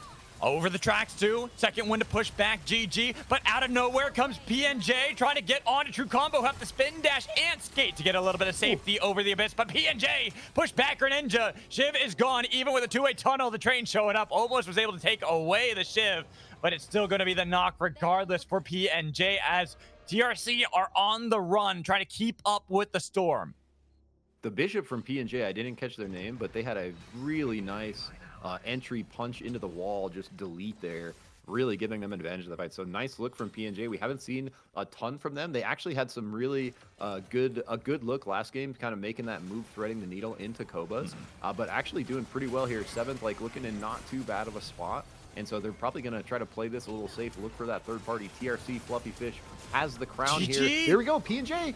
Oh no, in a bad spot. Courageous tries to get the Wisp revive onto Straggers as we already have Purple peeling away from the rest of the team. GG will be back on their feet for 3, but they got to deal with QTS on the other side as they already got the crown proc for themselves with another crown looking to get procced on the other side for True Combo. But even over the respawn beacon, they're struggling. Teams pushing them back and over the abyss, looking for the Arcane Railgun on a Fluffy Fish to take him down, denying the crown for QTS. Yeah, big play there, and Black Frog getting a couple more kill points through, and so continuing to kind of push the tempo, stack up those kill points. Links for TRC here, isolated, looking for this crown play on Straggers, trying to go for it, actually shifts into the wall there, a little bad angle, is going to maybe get caught out now by Lancelot. Last player left, has to be really careful here, does have a lot of space to the right to play it out, grabs crown, so maybe going to play time here. There's a lot of crown plays in play at the moment. QTS push back PNJ, and they get a nice pull onto Fire, so they remove one of the problems, but they put down the Singularity as it is going to be a blast off back from Troy P, trying to get back with the rest of the team. PNJ deny the Bishop that retreat as the pulls everywhere. PNJ, terrible spot to find themselves in, and a terrible day to die as they try to spin dash back in, but Izzy caught in a bad spot in Ion Acres. The hunt for the Black Frogs as they chase down an Oath, but a nice dash away gets only so much distance, and another team eliminated.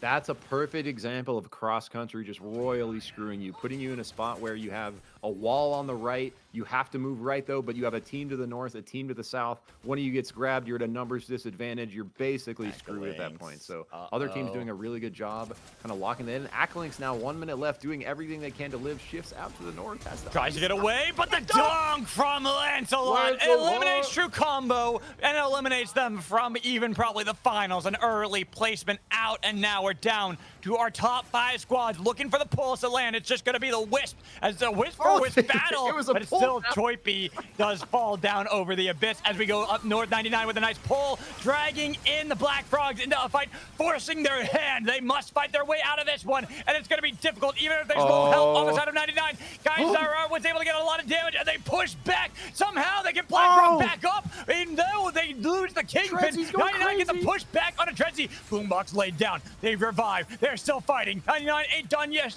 as they're getting a little bit more damage, but look behind them. A team is about to join in, and they got to be so cautious on how they approach this. GG show up out of nowhere, the 2-way tunnel, but pushing back on a TSM who are also there. 99 now split up, and they got to regroup if they want a better fight in this one. Tredsy just going off there, like saves his boy Blackrog. Blackrog living with the sliver. Tredsy trades it back, kills the enemy Oath, and so the Black Frogs was looking like a sketchy fight for them. Actually make their way out and lock in a kill on the way. So really well played for them there. Down a member here. They're gonna have to look for a res as we see TSM engaging on a GG. They're gonna take out OC. Now the rest of GG in a really rough spot, running north from QTS. Oh, couldn't get away. And down to Straggers. GG needed to get this position. They needed to survive. Falling at 5th, might have just eliminated them too, but here's another pull onto TSM as Mech wanted to start it onto Little Meat, but you gotta be careful because Little Meat's on the other side looking to see if he can get any knock. 2-way tunnel out of there. Does survive somehow, takes our own 2-way tunnel back into TSM and makes sure the team is still alive. Clutch play from Lil Meep there to live that grab. Like really nice awareness with the 2-way and then his own 2-way to get back in it. really kind of clean. And QTS is on a roll here, Magical. I think like a little bit of sleepers because I didn't know these guys super well, but these guys are having some games, bro. I mean, Meki Mek I've seen forever. Same with Campo. Lancelot has really made a great name for themselves on this Jin. Choi P2, another one of these players with their Bishop plays. Just seeing them all together and how they are working together is always great to see. But still, it is top 4, and we are looking at the teams we have remaining. TSM, we expect them to get through into the finals. A first and a second place finish in games 1 and 2. But Black Frogs on the other side here as they're staring down 99. And these two teams, I fear, are the ones that are on the brink of elimination. 99 and Black Frogs, each of them have to win this game if they want to remain in contention for the finals and keep their hopes alive. Yeah, we see TSM get a pick on QTS. Now QTS kind of scattering, looking for a res angle. And they're going to run right into 99, but Campo is over in Koba's. And Meki Mek has been separated from the rest of the team. QTS in a bad spot. They push back into town, though, to survive, so they're not actually as much in threat as I expected them to be. But look at how this storm shift is. Daytime going over Kobayashi's. Yeah, the endgame Koba circles are always so like weird to watch. It's like hilarious that you can't really fight each other. Shivam, if you can hear us, can you pull up the map really quick? I want to see where the cross-country storm is taking us. It's just taking us through. We're having a little detour. That's all it is. Through Kobayashi's as teams are kind of like huddled up together. Oh no! Oh, I thought they were getting pulled. Yes, they do! There's the pull on the Lancelot from Aiden! Not respecting the Kingpin in town around the heart. Yeah, so we see like multiple Kingpins fishing for grabs there. 2 kills go through. Aiden gets another kill point through from the Black Frogs. The Black Frogs, to your point earlier, really need to kind of position over 99 here. I think they want to maybe play a little more patiently, kind of... Oh! Dude. Another one falls it never for the gets trap. old. It never, ever gets old. And looking at how Meki Mek is still positioning, look at the bright shield just put up. 2-way tunnel, looking for that pull again. But it's Black Frogs who accidentally take it, and they take too much damage because of it. And now they are in a bad spot. Even wearing the crown for Aiden. Aiden has to go for that glorious play. The pull with the Blink Stone, but doesn't get the credit for it because he didn't do damage for it. So the crown still has all that time left. TSM down to the 2 members with the 2-way tunnel. 99, the only team not in town, and the storm is going to force these teams out of position. Someone's got to leave. It's about to be nightfall, and they are all struggling to hold on to that little bit of town left. Dude, these are the most kills I've ever seen in town without the guards getting pissed. Like, these guys are just finding such creative ways to kill each other. That 2-way was so sick. Like, 2-waying the box res, bro. And now so it's just such a spicy situation here. Wait, let's see where the circle's going next. I want to see, do we go back over town again? And look at 99 holding this abyss angle. This is such a big gap to try to push north here. 99 is just ledge guarding this. It's going to be really hard for any of these 3 teams to push north. And that's why you see the attempted 2-way tunnel to get a better position, but the pull there drags them back into town. 50 seconds remains for the Black Frogs, and they fight regardless of town guards or not. Finally, someone makes the call because you gotta leave. 99 are the team in control as they take down Lancelot, but Lancelot almost gets the clone away, but he is stuck out of bounds. TSM's eliminated, and it's the Black Frogs pushing back with a boombox put down. 99 might have controlled the territory outside of town, but they lose the fight against the Black Frogs, who take it away and win game 3. Dude, I have no idea how the Black Frogs just pulled that out. That's exactly what they needed to do. It was looking so good for 99. They had the angle to close that out, get first. They had such good position. All 3 teams down members having to push north across that huge gap out of Koba's. And I don't know what the Black Frogs did. We saw a boombox over there that looked huge for them. We saw the Zeth ult push a couple members out of the boombox to lock in a couple kills, but just an exceptional fight from the Black Frogs under a crazy amount of pressure. That was like the highest pressure Koba's I've ever seen. We saw like 3-4 kills go through with no one pissing off the guards, like 3 grabs and then a 2-way on the box res, like forcing them into storm, and then everyone's just hanging out trying to figure out how are we gonna get over here into 99's turf. And whatever the Black Frogs did, it worked out perfectly for them. What a crazy game, but that is what the Black Frogs needed, Magical. They did, and I kind of got baited in by the color swap that was happening around town. I don't know why my mind was like, oh, nighttime. It's like, wait, it's endgame. There's not going to be nighttime here. The guards are still going to be in. Dude, that And throws me off all the time.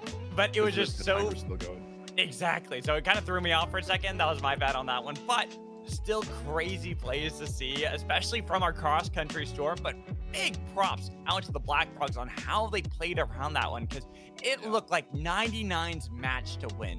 They held the territory outside of town, and that is so hard when you're trying to push out of town to fight against. But I think the fact that there were 4 squads still remaining at that point, 499 to have to deal with, there's just so much chaos that got thrown at them. And Black Frog somehow squeezed through to make it in. Yeah, whatever that boombox, whoever threw that boombox down, that was like the saving grace. And the Black Frogs played the boombox really well. And we saw them kind of get forced out to the left, but they were able to get back in, force members of 99 out to the right, and chunk health bars out, and then follow up on the kills when the boombox ended. So yeah, really well played by the Black Frogs. And they were going like high tempo that game. That had to have been a big kill game for them. I think they, you know, at least 10, probably more than that. Yeah, and so we are going to get the points added up right now. I believe Izuna is going to be adding them up, but we have Minato and Orlando's back to talk about that game. And I just want to hear their thoughts on a near final circle town play and how Black Frog somehow came out of that one. So guys, make sense of that play for us. Honestly, I think, you know, was the fact that how they managed to win this game is like Aidan win summertime as he can in Kobayashi with the crown, and then at the end he took the two-way tunnel and then he blinked on someone and he knocked it, and because he won time with the crown, the knocks, like, you know, just proc the crown instantly. You don't need to finish the kill. So that's how I think they managed to raise everyone and won against 99. That was like in very good position. Honestly, I was clearly so like I was imagining them winning the game, but yeah, they got killed, and the cross country storm was insane. Like that was very spectacular to see and fun. Can I just say, we had 2 games in a row with things I don't think I have ever seen happen before. A competitive final kill for Train in game 2, and then a cross-country storm that takes 3 teams into Kobayashi's for a final circle play. And then like 3 or 4 kills coming through without pissing off the guards. We saw literal like 3 grabs through the heart in a row. And it's such a cool 2-way on the box res and like forcing them into the storm after they come through the 2-way. Like Tourney like instantly gets rezzed and just gets like pushed into the storm through the 2-way, instantly dead again. So it's some really like creative plays in Kobas. Yeah, the 2-way move was really crazy. Tourney got revived in the instant in the storm. Like, I didn't expect it. It was very, very fun to see. Yeah, that's super cool. It was very wild. And so when we look at our points, we haven't had them added up just yet. They're working on that for us so we can kind of get it all added up. And I think we are going to take a break while all of that is getting added for everyone. So make sure you stay tuned. We are going to be back in just a little bit of time as we get all the points tabulated.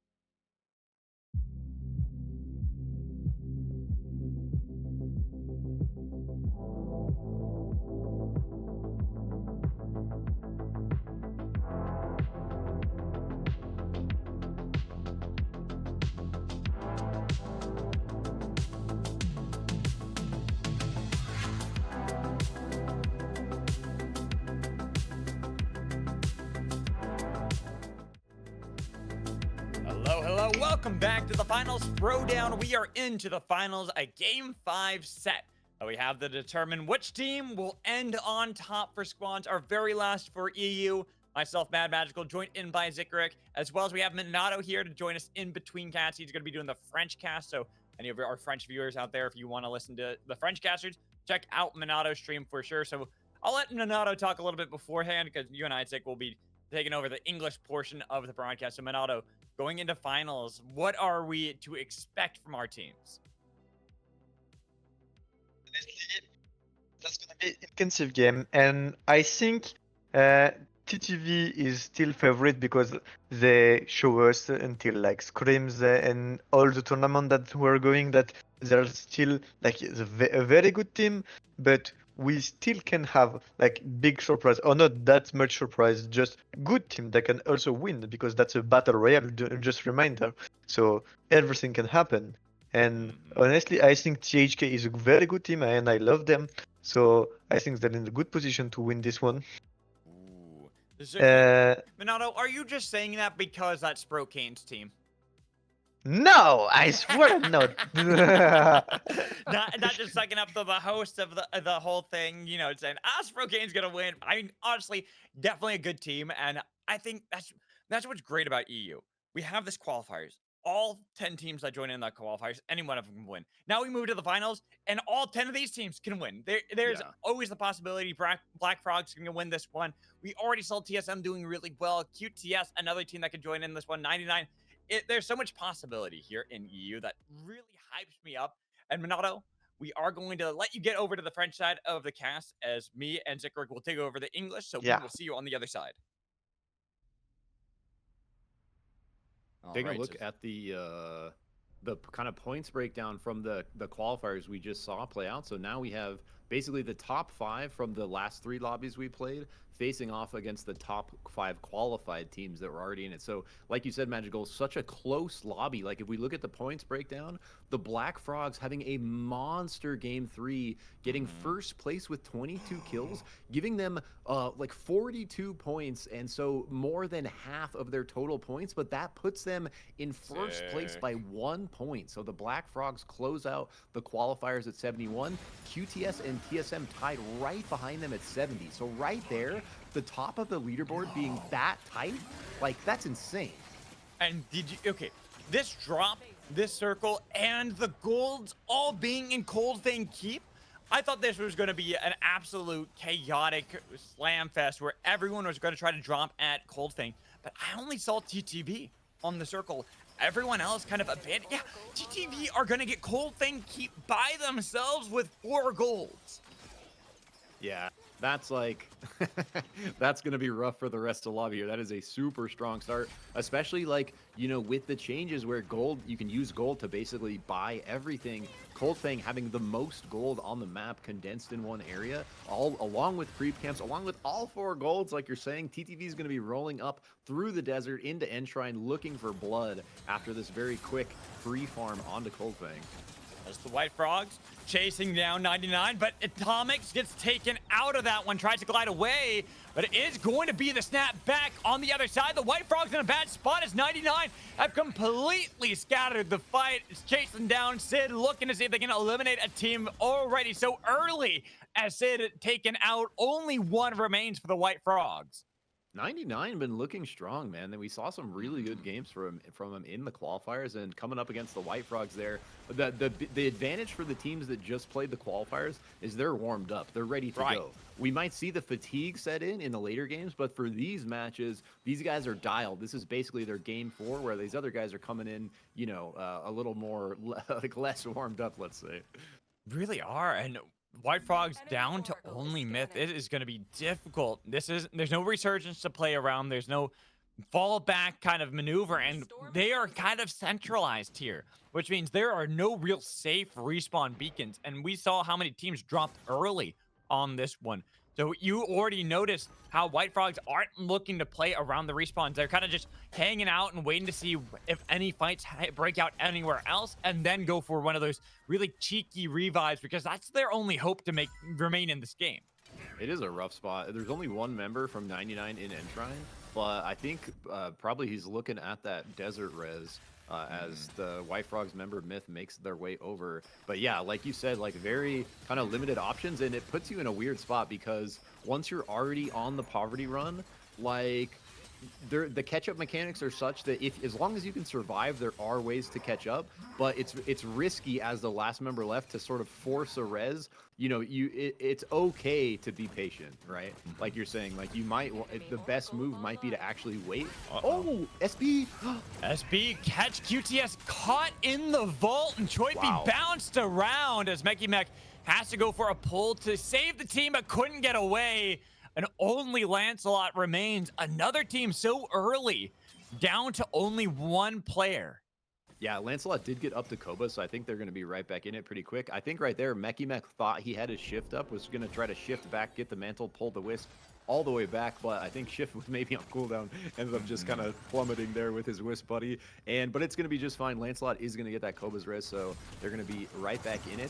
And we do see TTV coming out of their Cold Fang kind of free farm here, level 7 on the Krista. So yeah, with full goals, like really strong start here.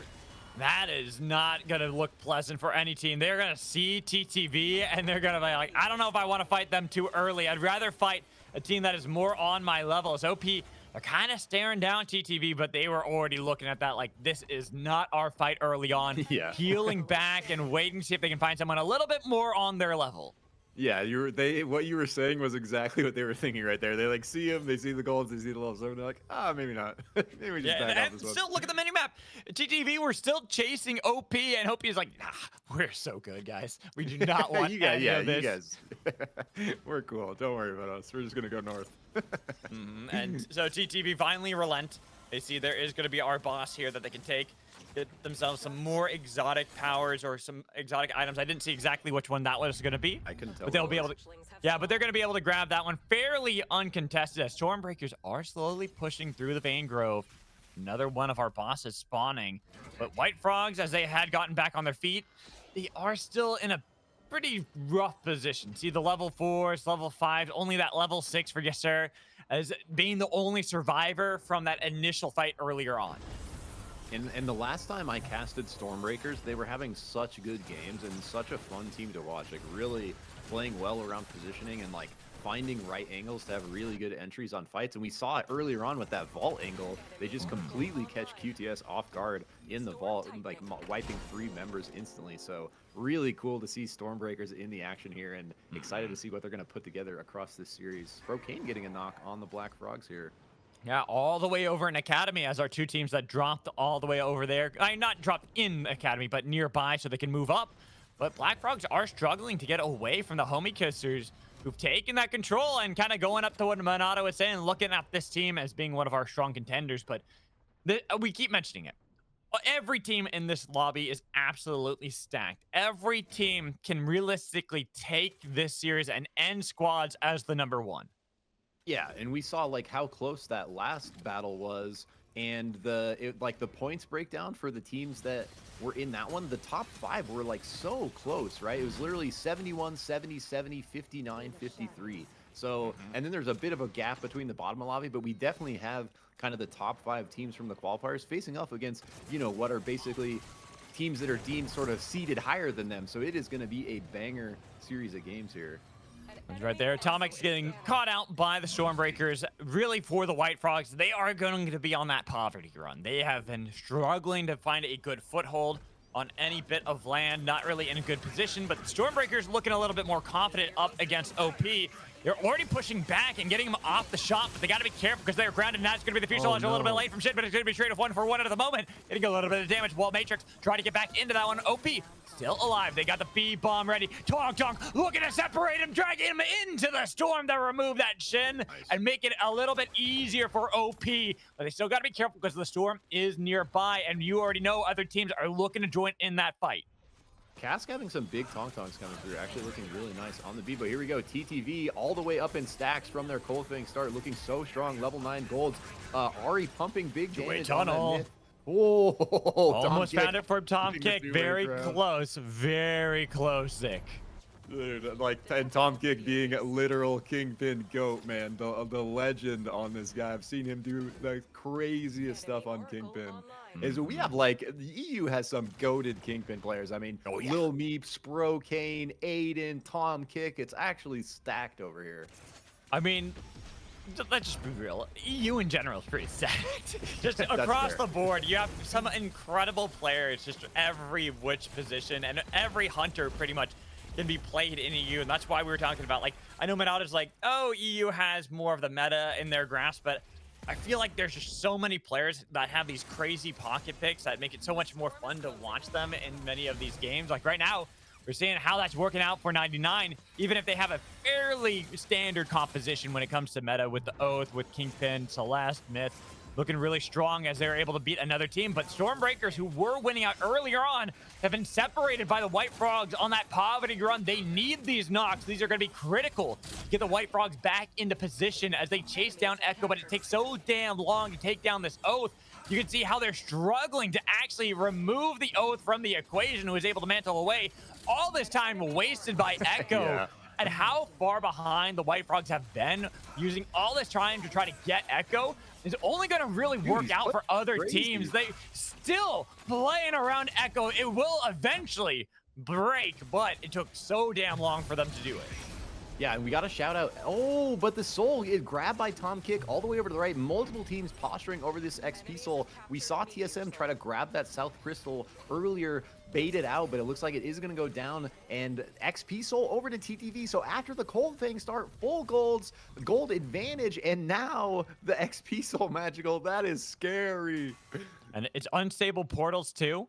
So you can have these really wonky fights as SB spotted outfall from Grace, does get spiked down. Shin tries to go for Khyzaro, finds the crown play! They're back in the game, but they gotta be careful because they already have 99 at the back, and now they're all pushing in onto SB, but they're gonna force out the chilling finale. Try to save fall from Grace, but it's the push back from Shin, and they take down the Shiv as QTS still alive. Might be able to stop some of this with themselves, but SB are struggling as they have to get away. They got Echo back up, but they lose the control of all the gold and all of this these death boxes that are going to be picked up by 99. Yeah, but Stormbreaker's doing such a good job to just hang in here. They're literally about to get squad wiped time after time. They're still in it. Deprak out to the south. Grab coming through, fighting over the Wisp. Baroof grabbed back, so not able to save the homie there. Not able to give him that kiss on the homie kissers, unfortunately. That was a tragic one, too, because it was one of those Kingpin tug-of-war duels. But it just happened to be because Meki had used it a little bit, not Meki, Sprocaine had used it a little earlier. The pull went over to 99, and we see another pull on the top side as they try to see if they can take down QTS, who are down to Choi P, and Choi P alone. Pushed back and tries to go underneath the wall, back into Academy. Will do so, but guess who's hunting them down?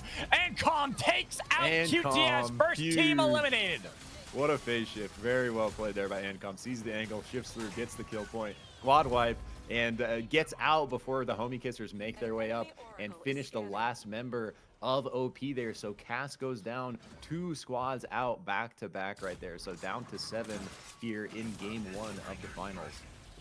Getting quite the chaotic fights already into this game as we are getting further on into our nights. And this is kind of what we were talking about, how no team was eliminated until we get into day 3. And even here we saw how earlier fights didn't really amount to any of the kills until there's just so little real estate to work with that these teams eventually are going to start to crumble. And now we are getting the push away from everyone in our Academy gridlock situation and now down south of Hollows.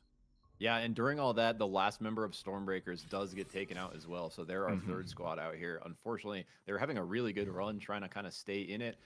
Really nice crown proc there by Shin, and I think Debrak was the other one that was up to play that crown play, get members back, and then Echo and crew trying to kite to the south, but not able to make it out there. And so now with 7 squads left, we playing very patiently on this bottom left side of the circle. They have good position in the next circle, so they're going to probably just kind of bide their time here, see what other teams are going to do. We see the Meteor Beast coming down. Bubba's Brain going to be hitting over here by TTV. TTV just farming these objectives like almost for free. That XP soul is contested, but Coldfang completely uncontested. No one is around Bubba's Brain here, so TTV just getting everything in the lobby this game. Yeah, they got the XP soul already. They've got themselves gold. And now it's the attempt from the homie kissers to deny TTV getting every advantage possible. But it's going to be difficult. 3 goals on their side. 25% left onto the final boss. They pull him away. Try to make sure they can get the Arshawn, but it's down to who can get it. It's a pull back from Tom Kick, but I think that was stolen away by the Homie Kissers, barely being able to get that while TSM pushed back. Team Turbo Velocity, the Abyssal Breaker, trying to break up the fight, but it was really well done there from TTV to make sure they can peel back and survive. Yeah, I love to see both those teams contesting TTV though. So the Homie Kissers and TSM push them out of there. I think the Homie Kissers were able to snipe that. TTV looking for the angle on Wii down here, throw down their fire, are actually capping this fire. So actually going to have a pretty good position for themselves with a new fire right by that crown that they can kind of guard in this new circle. And this is a pretty good spot for them. They don't have to, they're in a really good spot power-wise. Like, equipment evolves, armor, gold, and such. So they don't have to force anything here. They can continue to play this patiently, play edge of the circle, go for position placement. But they're not going to do that, Magical. They're going to just murder No me. way. They're going for the fight as they try to take down the cannon. They do so, but WE hold the line, pushing back TTV, who are forced to take their own two-way tunnel to safety because they took a little bit too much damage with their initial engage. And we even see north, there's a lot of teams that are kind of pushing around. This circle is going to take us back up to Hollows, and it's 99 and the Homie Kissers who are in control at the moment. Yeah, and 99, like one of the teams that I think can contest TTV here. They're actually ahead of TTV on levels a little bit and have damage souls. So, like really going to be able to contest that XP soul and those gold armors with the extra damage coming through. The Black Frogs, though, right in the middle of everything, right where we expect them to be, kind of like Gap, always looking for fights, always pushing the tempo. And it looks like they might find a couple split members of the White Frogs, their sister team on the south here, who have the crown. They're going to run right into TTV, though. Forced to use a chilling finale defensively, and upon arrival, easily taken down. Now it's only one for the White Frogs. This poverty run they've been attempting this whole time. No. Unstable portal. Oh, no. Black Frog spotted you. No. Oh, no. The White Frogs. This is not looking good for them right now. Yes, sir. Does hop into the portal. When? When do you go for it? Finally goes for it, but it was a little bit late on the grab as Yes, sir tries to go back in because he realized the portal on the other side was not safe, and the White Frogs now struggling to get away, eliminated by their sister team. The Black Frogs, no sympathy for the White Frogs, taking them out there. Black Frog had just the perfect position in that bush, like a really nice kind of patient scouting angle right by the teleporter, and sees him go through. It has to force back through because, yeah, the other side of that portal, very crowded over there, and really nowhere for Yazer to go there. So White Frogs going to get knocked out at 7th, down to 6 squads. Here, the Homie Kissers looking at an angle maybe on 99, but they have a really good position in this circle, so I think they're going to kind of chill. TTV continuing to look for the violence down south here. Ori had to go through the storm and wasn't able to survive as Arcane's taking low too. The Black Frogs, they've been in control of this little canyon for quite some time, having wrestled that away. They got rid of their sister team, and now they have to deal with WE towards the west. We already saw TTV towards the east. A lot of teams starting to get pushed in, and we have a very slow push and draw over a lot of Abyss for everyone to play with. Even with these unstable portals that you might have to get a little bit of safety, it is going to be difficult to actually play around the little bit of land that remains. Yeah, and we saw like a bunch of violence kind of in the mid game. We're at the point where it's slowing down a little bit. Teams looking to play around positioning, figure out which space is theirs, hold it effectively, post up campfire vision, you know, play off a high ground, all the good things to give you advantage in these late game fights. And we've seen a bit of a slowdown in the violence, but basically what we see is after this pause period, Magical, violence is going to break out, and it's not going to stop till there's one squad left. And so, Lil Meep looking at an angle on Adamark with the two-way. 99 looking for Wisp Enders, and it is going to be Ancom the first one, and now a two-way tunnel from a new team to join in. 99 in a bad spot. Draco's taken down as we see 99 only leaving Krabs alive. Pushed back by Adamark. The Oath Duel, no longer a duel because it's going to be the Vortex Charm out of the Black Frogs to push back Krabs over the Abyss to try to survive as long as he can. Finally, 99 falls, but TSM pushed back. Team Turbo Velocity getting the damage as now two-way tunnels abound from everybody. But who is going to be the target? It's going to be Little Meep taken out. TSM only have one remaining, or is Ashikata going to survive? Finally falls, and only Chrono's alive. TSM, they might have won in the qualifiers. They outlast the Wisp Enders, but they fall at 4. TTV is just playing that insane, like very, very well played. They are going to lose 2 members off the back of that, but almost got out with 3 and even 4. And these are the Black Frogs were able to take that damage soul away from 99. So now the Black Frogs being the ones that are looking kind of scary, maybe going to be able to contest TTV here. A little behind on levels, but going to be just fine kind of catching up here. And THK to the north have been playing this pretty patiently. We saw them north right of the circle kind of biding their time, waiting on positioning, and they're doing the same thing here, looking to ledge guard on this next shift. They're going to have really good position on this next shift. Black Frogs are in, looking to find some position of their own. Forces TTV out. Big Zeph nade. Oh! And now they're going to push back the homie kissers, who have to deal with the fact they've already lost one. A boombox used a little bit preemptively. Shroom, his wisp will be stomped, and now down to only 3. Even looking at TTV as they're trying to push the position of the Black Frogs. Black Frogs might have struggled at the very first game in the qualifiers, but not here in the finals. Tom Kick takes the two-way tunnel, needs to get back into that one, but he's bounced around forever, and he couldn't hop back in the tunnel. Unable to get the crown procced, and only Arcane will be alive. Black Frogs in complete control. I wonder why he couldn't get back through there. Was he actually just getting like bumped around? He was getting bumped around. That looked tragic then, because he was like, you could tell, Tom's like, why am I not going through this portal? He was getting bumped around, and so he wasn't actually technically landing on it, which is one of those unfortunate realities with the two-way tunnel. As right there, Sprocaine finding the reality of fallen. Arcane pushed back by the remaining members of the homie kissers, who now just want to get second place. But a two-way tunnel tries to get out of there. TTV finally fall. Cookies was able to find it, and with a split-up fight for the homie kissers, they don't got a crown, don't really have much of a hope here unless a miracle goes through for them. Cookies down at no health, spiked over the abyss, and Baroof about to join his brother. The Black Frogs will take game 1 of the finals. Yeah, I do think that was the right move by the homie kissers. Like, force that kill onto TTV, make sure they get knocked out at third, so that you get second, because you're already on the back foot from a very strong Black Frogs engage up there on the north side in Magebox. So after all that, the Black Frogs using the tempo off of that crazy win in game 3 in the qualifiers, bringing all that energy right into game 1 of the finals, just putting it to these teams. And that killing blow on 99 to give them that damage soul, I think really helped kind of give them the confidence to make that initial push against TTV, take that center island, kind of hold central positioning against a team to the north, team to the south. And yeah, just really well played by the Black Frogs. I love seeing kind of their tempo and their violence, and they're just like so fun to watch. And like that is to see a team from qualifiers come and get first place in such a kind of decisive manner like that in the final circle just goes to show how close these teams really are, right? And so, Minato, looking at this game, like, you almost were right. The homie kissers almost taking that one. But Black Frogs, they've warmed up. They've got a little bit of that rust off of their shoulders from game 1 of the qualifiers, and they are looking like the team to beat currently.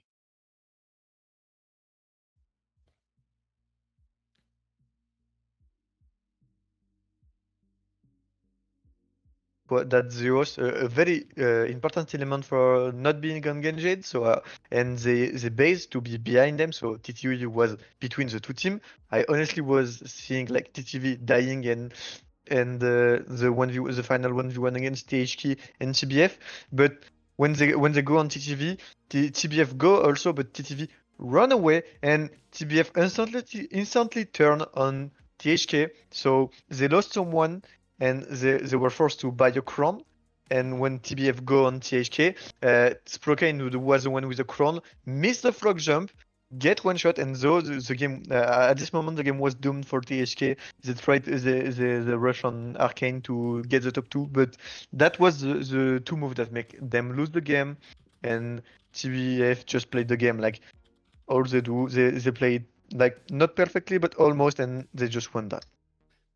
And so taking that first game for the Black Frogs, and I will say I don't think they had the highest of the kill points in this game. I feel like they were really like a lot of the kills were spread out from all of our teams, but it is going to be a good start for the Black Frogs. And I'm really curious before we split off into the next game in auto, like which teams do you think looked the strongest outside of the Black Frogs? Because obviously we look at how they were able to play with a lot of these kills, but TTV and the homie kissers, I feel like just didn't have that many kill points they got from this game.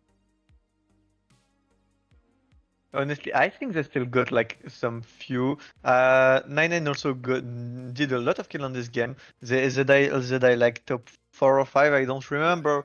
but they still got like a really decent amount of play of kill point by killing like the white frog on early and killing QTS. True. But so honestly, I think yeah, TTV is still a good is still in good position. They like they do still a lot of kill, and they do always like they do safe early. They farm. They are sure to be strong, and then they pick up some kills with Tom Kick Hook or just good positioning and flanking everyone. Yeah, I think that's a good point. Like, I think that obviously TTV homie kissers are still looking good, but I like your shout out to 99 because this is another one of those teams that looked really good coming in from the qualifiers. Even if they didn't take any of those lobbies in our qualifiers, they still were at the top of a lot of the conversations. They got a lot of the placement points. They looked fairly good, and they're looking fairly good here in the final. So, Zick, I mean, what are like the teams that outside of the ones we've been talking about? I know you were talking a lot about the Stormbreakers, and they looked good at first, but they struggled at some of those mid-game team fights. Yeah, and I think they just got kind of caught, and they were on, you know, the res run for like minutes and minutes there, trying to just hang in it. But I want to shout out like their comp because they have Echo, who I know as like the Bishop one trick, you know, like duos rank 1, and they were on the Oath, and actually it was Barak on the Bishop. And we saw Echo surviving forever against the White Frogs there as like, you know, one of the last members when he was running south on the Oath. So, you know, it's really cool to see a player of that caliber, you know, who was started off as like an OTP Bishop, like mixing up the champ pool, actually giving the Bishop, even though it's still in the team comp, over to someone like Barak, who's also very, very comfortable and good on that champion, and picking up something like the Oath for the team comp, that Hunter just being so strong, you know, I think is really going to give Stormbreakers the advantage in the long run. And Echo was looking surprisingly good on that Oath. And basically, you know, that's kind of the level of play you would expect from like a rank 1 player. We kind of saw it yesterday in the arena tournament with the Height Oath, right? Height, just this dominant NA brawl, literal rank 1 and 2 in squads, like an absolute monster. Just all of a sudden is super OP Protector Oath, playing it perfectly. All right, we are going to let Minato get back over to the French cast again. If you want to go watch that, if you are one of our French viewers, go watch Minato stream. But we are getting into game 2 here. Glider engines have been turned on. Unlimited fuel for our players, which you know, especially if we get those circles that end up at the outer bits of our arena for the breach, it can lead to some very interesting moments for sure. Do you know if, you know how like Bullet Train closes in on the tracks? Do you know if Glider Engines closes in on Abyss? I don't know if it does, but it should. It should. It definitely should. Well, it definitely should. Like, it would be a fun thing to have if it does end up in like the Abyss, like just in general, just like as you were talking about with bullet trains, because all right, I'm still an advocate. We need more trains and they need to be faster. I don't know, man. Train MVP in our last faster. Game. I want even more train kills. Train needs buff, even though already MVP. I like it. But yeah, to your point, we saw last Sunday in the duo squads tournament a bunch of crazy final circles over Abyss. So especially with glider engines, it'd be really cool to see another one of those. We've had some really spicy final circles today. That last one being a little more decisive than the ones in our earlier qualifiers. And so I think like especially with TTV not getting such a crazy free lead off the bat here, hopefully like other teams looking to contest that a little bit, but Black Frog's feeling really good being able to take that win anyways, right? Over the top of TTV. And we look at where the circle is going to end up. We are going north, so it is going to be interesting if we end up over things like the Shards of Fate, but we look at where the gold was. We didn't get to talk about that. Scavenger's Bay, and it's 99 this time that get it uncontested. Even if the drop was a little bit more towards the north, where we saw our teams kind of spreading out, it's kind of crazy to me that we don't see nearly as much of a contention around a lot of these gold armors. Some teams just getting that for free, and 99, a team that's been looking really strong as we get through the tournament. I wonder how much of that has to do with the armor evolution and these players just being confident in their damage numbers as they start to scrap, being able to scale up, you know, the armor off of those evolves. And there's also, you know, other armor options around the map. We see Stormbreakers here with 2 blues themselves. A lot of these players very comfortable. OP, Echo. big push on the Stormbreakers here. Taking a lot of damage onto the Oath. He was able to get back with the rest of the team. as it is going to be the push from the rest of OP, looking for Shin. He's caught off, but survives. Takes down OP's Kelskinator, then looks for Cast. The Bevo tried to get the B-bomb, but not able to get it because they already got the level 7s for the Stormbreakers, and only Rakira is left as they chase down. It's day 1, and the team has been eliminated. That was an insanely impressive fight from Stormbreakers, actually looking really rough. It was an engage from OP on the right. They wanted that fight. Stormbreakers on the back foot, play that perfectly. Fall from Grace. What a save on the homie to the north to lock in that kill while Echo and crew got the kill on the south. All of a sudden, it's a 2v4. They're able to turn and wipe it up. So yeah, day 1, very early on, one of our strongest teams, OP, looking very strong through qualifiers, very strong last game, getting knocked out at 10th. And a lot of credit over to Stormbreakers. You already kind of were shouting out Fall from Grace, but I want to even kind of focus in on the Stormbreakers because in game 1, that was not the Battle Bunny that Fall for Grace was playing. They played Myth in game 1, playing much more to the meta as Minato was talking about. But here in game 2, going more for their own strategy, what they're comfortable with, having that for Fall from Grace. You can tell just the conviction they had in that fight to have both Shin playing aggressively, but same with the Oluna. Yeah, and you were talking about Fall from Grace yesterday in the arena tournament being one of these, you know, players that are exceptionally good at the Oluna and not just at the Hunter, but at a very unique playstyle, the Battle Bunny, right? Going for this full damage build, not playing, you know, as much into the support side of things, still supporting, but going more for those aggressive shifts into the roots, setting up the team for success, and then using the backpack, you know, kind of as a backup, but not playing around the backpack exclusively like we see a lot of Alunas doing. Exactly, and that's what is really crazy to see with the Stormbreakers and how Fall from Grace plays. That I think makes them such a fun team to watch because it is a unique style that very few players have been able to kind of learn to play themselves or even deal with in a lot of these games. Like, you think focus the Bunny, but then the Bunny's still doing all this damage and getting a lot of these great fights for the team that's hard to actually contest. And now we're seeing a fight on the train for Choipy as he tries to get away from the White Frogs, looking a little bit stronger, but nice hover wings tech that we know from Bishop all too well. Mekimuk has set up the death push, but not actually looking for the death pull, letting the White Frogs continue their pursuit of the teammate. There's our EU Bishop wings we've been missing. As we do go up north, we were just praising Fall from Grace, but TTV, maybe hearing a little bit of that, they take down the Battle Bunny and force the Stormbreakers on the retreat as they try to grab this base, but they got to be careful because TTV not done with their pursuit. Yeah, and to the Aluna point, bro, I really think that her route is one of the strongest crowd controls in the game simply because of the delay. Because every other crowd control, your team has to be ready to follow up on it instantly, right? But the root is not this way. If she hits the root, she has literal 2 full seconds to calm to the team. Yo, I hit the root. They're going to be crowd controlled in 2 seconds. Everyone follow up. And having that extra 2 seconds for the team to align and pump their damage into the rooted target is actually kind of so huge compared to like other crowd controls that are instant. And so she's literally the only Hunter in the game that has sort of a delayed CC ability like that. And I think like it plays perfectly into her kit and her wanting to set up her team for success. And someone that's playing the full damage build, pumping a lot of DPS, like even just the Bunny alone can like massacre someone who's rooted in place, right? And I think that's why we always like to focus on these unique styles for a lot of our players in EU, because it is something that we just don't see in other regions. Like looking at the Americas region, we tend to see a lot more of the Oath, as we see obviously in EU as well. We're always going to see Oath until either a wave of nerfs happen or, as I said before, a new Hunter that is in a similar vein to Oath comes out, just because how much it adds for the team, both in defensive tools, but also healing capabilities, splitting up team fights that work so well for a lot of squads. And honestly, I'm more surprised if we see teams without an Oath as opposed to with one. Yeah, definitely in squads. And you guys were talking about it earlier. We'll have to see how Trios mixes it up as TSM looking for an engage on the homie Khyzaro, kind of getting reversed. Yeah, it's going to be the two-way tunnel not working out for TSM, missing the pull from Little Meep as Blink was able to get back with the rest of the team.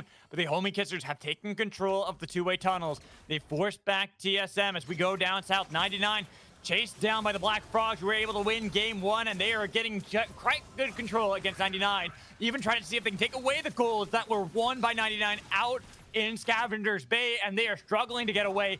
Ancom forced to phase walk away. Yeah, so close there with the shift of the wall, is able to get out, and so it looks like the Black Frogs is going to actually let them go. The Homie Kissers looking for a final kill, a portal through the wall for TSM. Nice Saros port. They're going to follow through. Is Saros going to be able to run this away? He is going to some snipes through. Looks like they have at least one more member left. Nice from Ashikata right there. Was able to just in time get rid of the glider so he wasn't spiked. Going through the storm too to try to juke, but they definitely heard that you've taken those rings to kind of get away.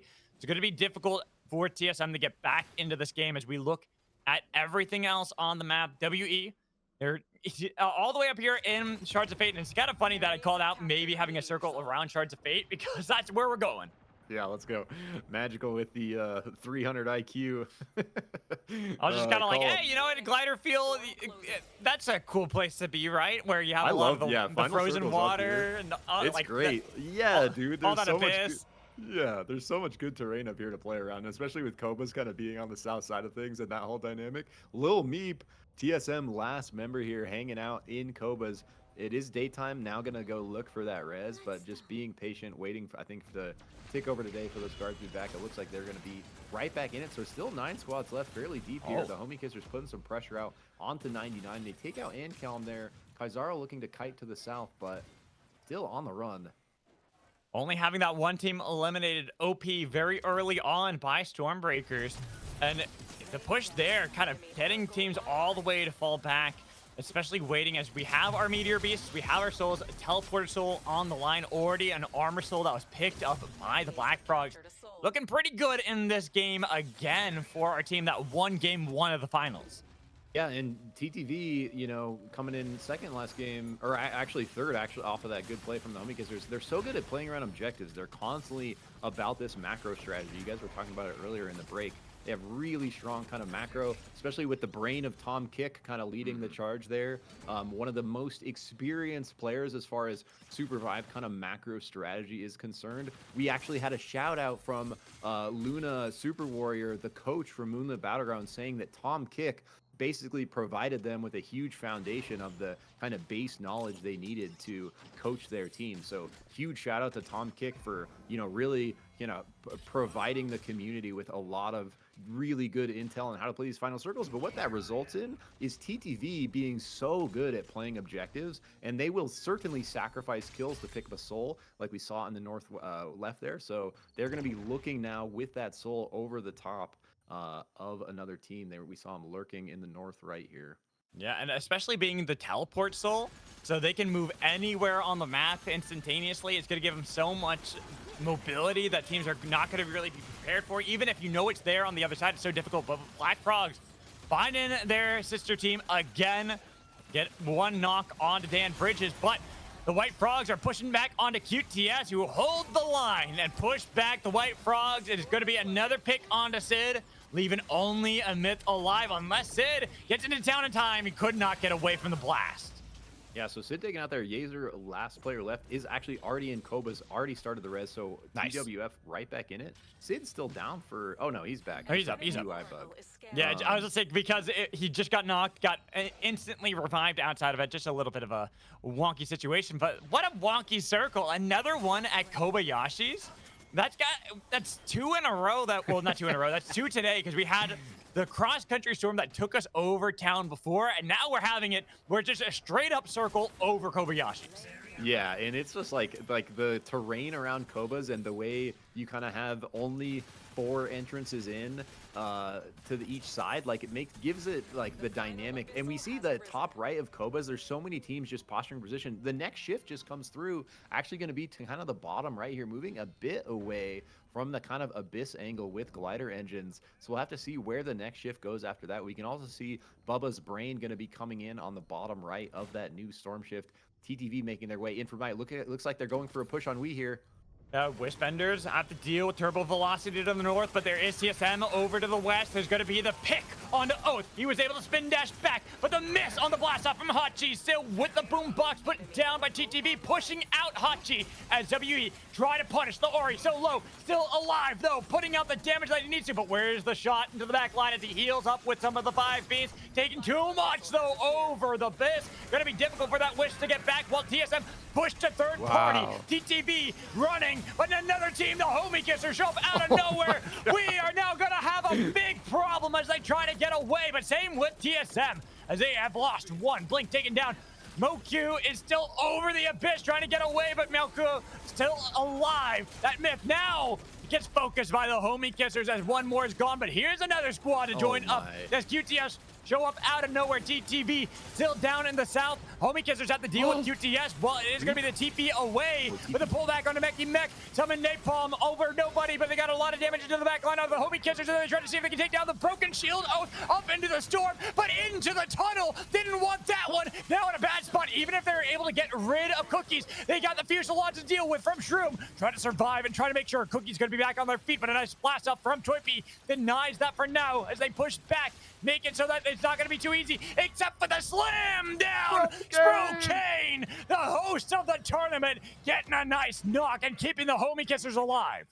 And TTVs were calling behind the Homie Kissers after the res in Koba's Tom Kick teleported over here after that crazy violence. It was looking really rough for TTV after like a 5-squad battle. We in a really rough spot off the back of that, but they also got out a member somehow. So even though like 3 teams collapsed on that team fight between we and TTV, both still alive, TTV already back at full force, continuing to threaten the map here, and now like 4 teams in Koba's.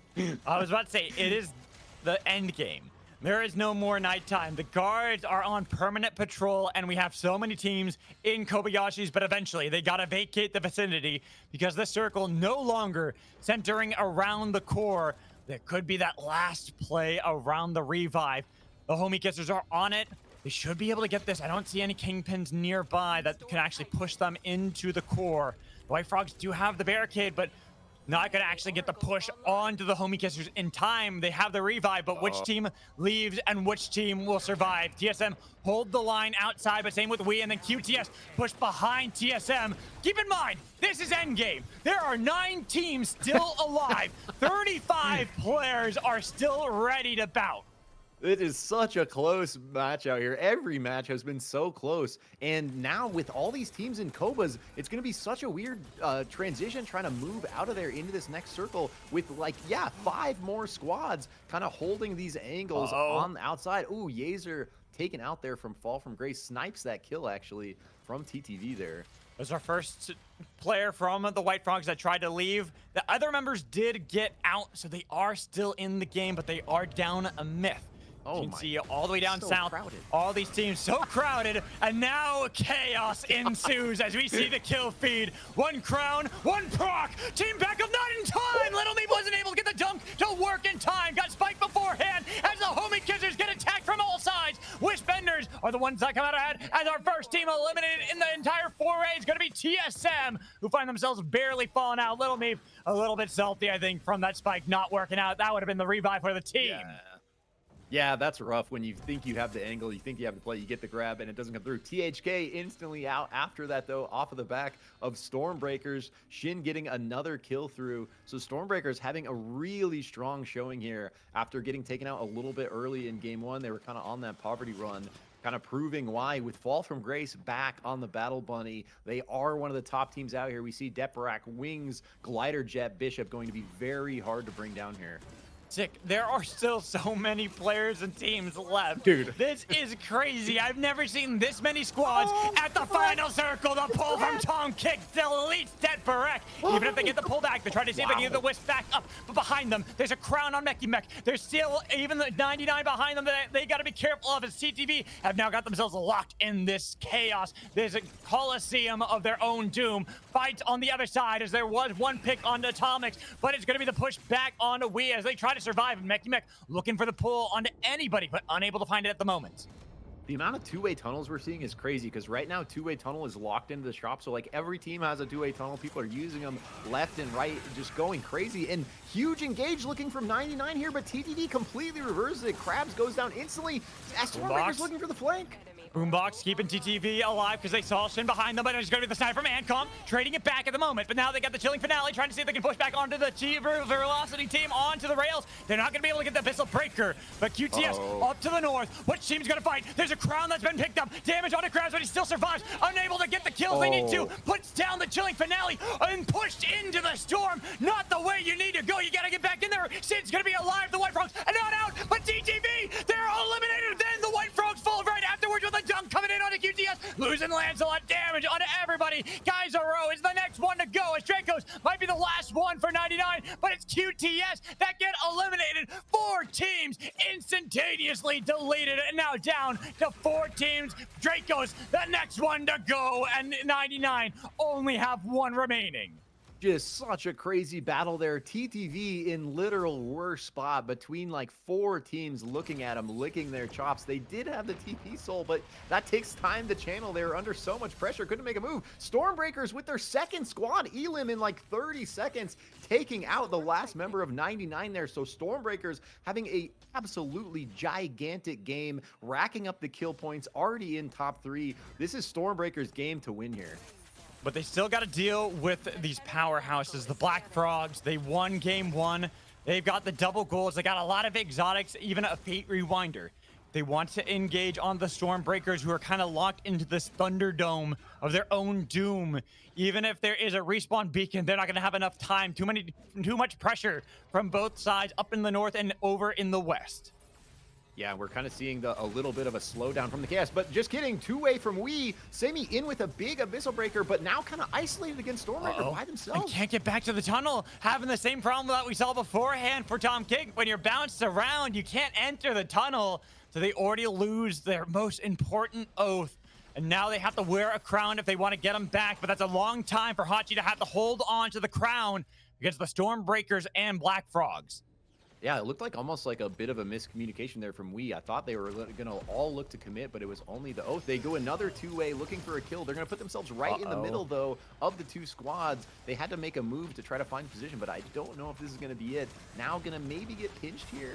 Yeah, especially because they are locked in this awkward position of a Thunderdome. Sinoid back in with Moku, but how do you get out? They take the tunnel to safety, but there's a follow-up from Stormbreakers and the Black Frogs, who are hunting them down and looking for any members. It is glider feel, yes, but there's very little Abyss to play with to find those instantaneous knocks. I'm not going to be able to get the crown too easily. You have a long time to remain for the Wisp Enders. You're hoping the Black Frogs and Stormbreakers are going to be the ones to fight. These tunnels are so funny to watch, and like players keep like going in and not being able to get back through. It's just like I think everyone's getting wise, and when they come through, they're bumping them. We keep seeing. Look at Echo just lined up with the shield bash ready on the other end of that two-way. Oh, forcing Wii into the storm. Malku taken down. Just Sinoid left on the ghost. Where's the boombox? Has that boombox, but took the tunnel to get back and couldn't get the boombox in time. Wisp Enders out at 3rd and only 2 to go. Stormbreakers, this time they battled back, but it's up against the Black Frogs, the winners of game 1, as it's going to be the Abyssal Breaker denied. They try to go for the engage, they push them to the wall, but it's going to be the boombox put down by the Stormbreakers a little bit too late, not getting the damage necessary, and they've got to be careful with a pull all the way over, unable to find the knock. Shit's still alive, but the second one to push him into the tree and then take down 2 immediately. Echo, the last one remaining, as he got over the wall, but by himself. Even if he got the push back into the storm, you 2 have been pushed back as the Black Frogs win 2 in a row. Black Frogs looking so strong. Like the Stormbreakers were kind of running that. The Black Frogs playing more patiently than they were in game 1, still looking for kills, but not kind of going for the crazy tempo we saw in game 3 of the qualifiers and the last game in match 1. But right there, bro, that decisive team fight in the clean 4v4 after Wii gets knocked out there, like just proving that they have this mechanical prowess. And it was looking like it might have been good for Stormbreakers, but really big Abyssal Breaker. And then the boombox, they were not, we had Fall from Grace go down very early on the Battle Bunny.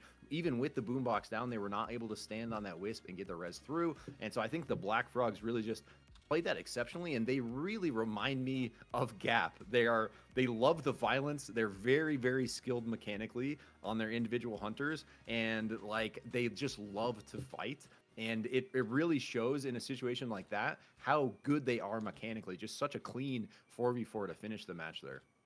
All right, so we do have to swap out our observers because Shivam unfortunately does have to get going. But we are going to toss it to a break for now. We're going to end the stream on my side, and then we're going to start it back up on my side. But we'll be back in just a couple minutes, so don't go anywhere. Alrighty then. If once they have the sub and they're ready to go, we are ready to get into game 3.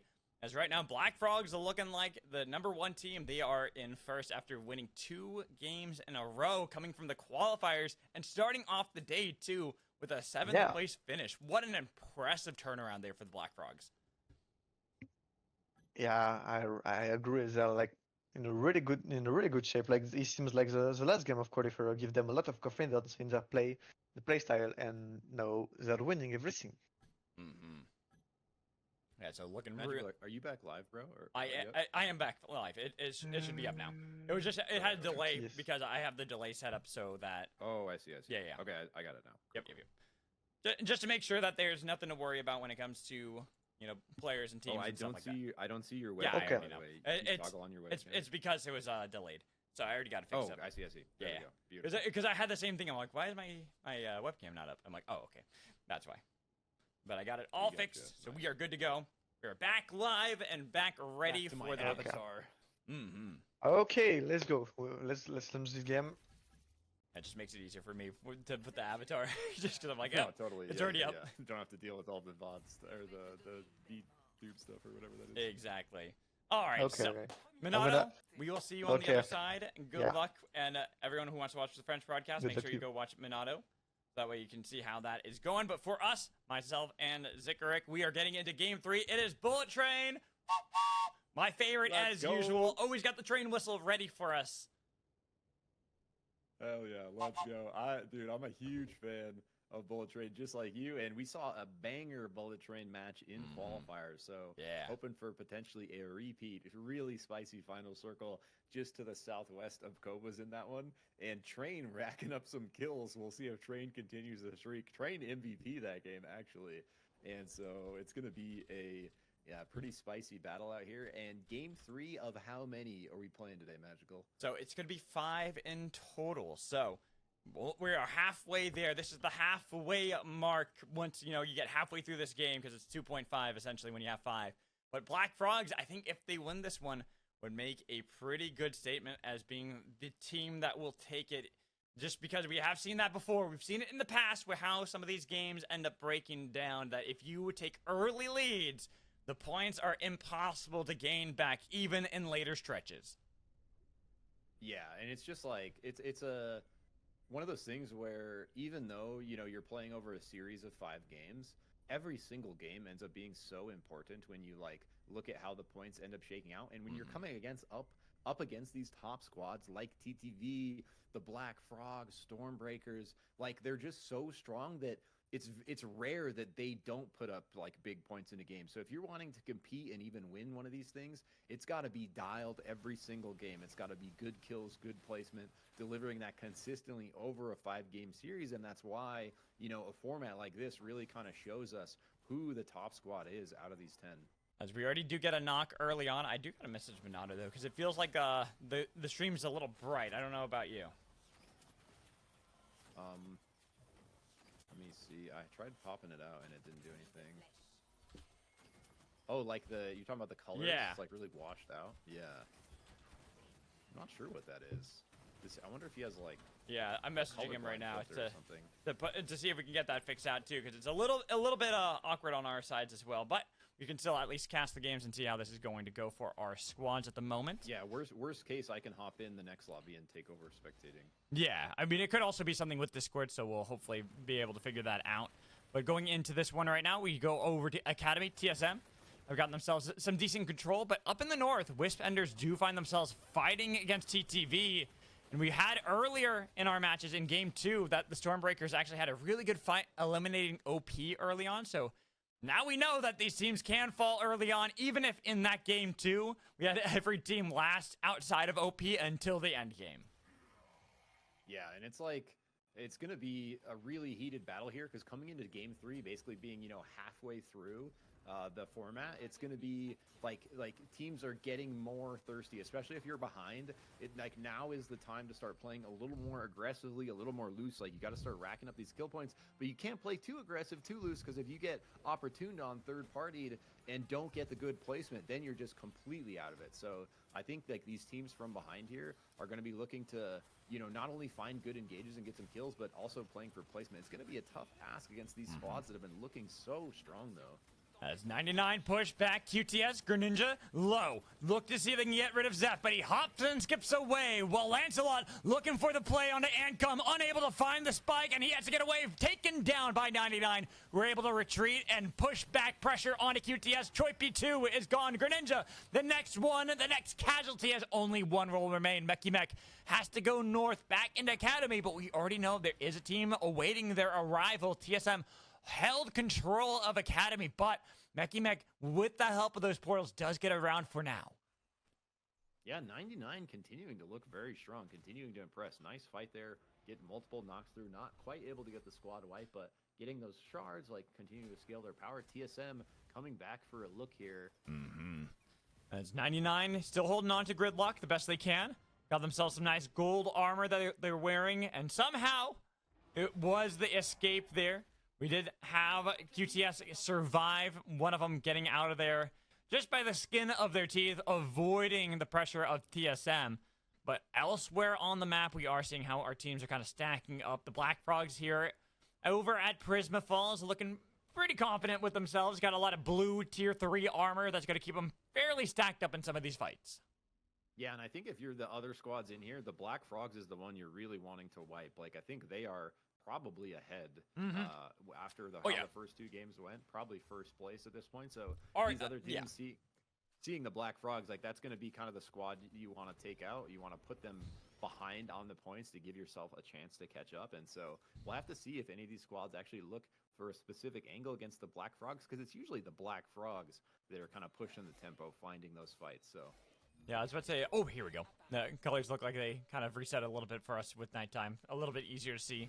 But I will say that I think Black Frogs are, like, indisputably the first place team. 2 first place finishes in a row for finals with the points reset. They're going to be the team to beat. So our teams that have to kind of look at how they're going to play. TSM, they started off the day really well as they were able to get first and second place in the qualifiers. But here, a little bit more of the middle finishes, getting them in a bad position against the Wisp Enders with a spike on a Chrono. He had to spin dash back with the rest of his team, and that Oath being so close to the edge, the mantle barely keeping him alive. yeah, is able to get out. Whoa, QTS flying through the rings on the way south there. Looks like on the run from some other fight to the north. A lot of violence breaking out on the top right side of the map as teams make their way into this inner circle. Looks like TWF, the White Frogs, have a little bit of an angle on the Homie Kissers, but they're not wanting it. A little split. Atomics coming down from the north, maybe looking for that flank on the Jhin. There's a swamp attempted, but it's just going to be pretty much in place for Dan Bridges. Wasn't able to move anywhere else. Still looking at the Homie Kissers as a potential threat, but the White Frogs got to be careful with how they're going to play. They're forced backwards, and the push back onto Dan Bridges with the slam down from Sprocaine. Nice grab by Sprocaine. Classic dunk there, putting the White Frogs on the back foot. They split up and retreat. Myth to the north, Jhin and Celeste down to the south in Entrine. They're going to have plenty of space down there, so I expect the White Frogs is going to be able to find that res, get right back in it here. As we see TTV up to the northwest of the map, level 7, looking at an angle on OP here maybe. OP's fire, they do have vision, fighting over this Guardian potentially. Bomb kick on the south though.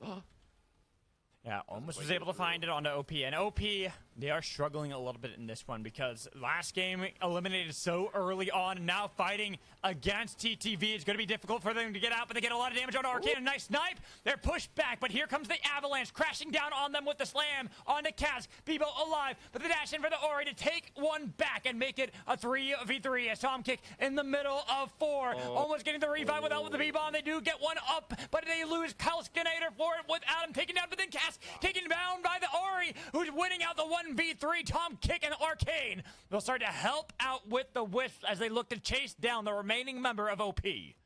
That fight was looking really good for OP, but they were not accounting for the Ahri. The Ahri on the bottom right with that myth just putting out so much damage. Like you mentioned, taking out multiple members and with no one forcing the issue, just sort of free firing, able to turn that fight around TTV. Tom Kick also playing exceptional around the Wisp, and that's going to result in Adamark getting the final kill to fully wipe. OP, again, very early magical after such a strong start in qualifiers.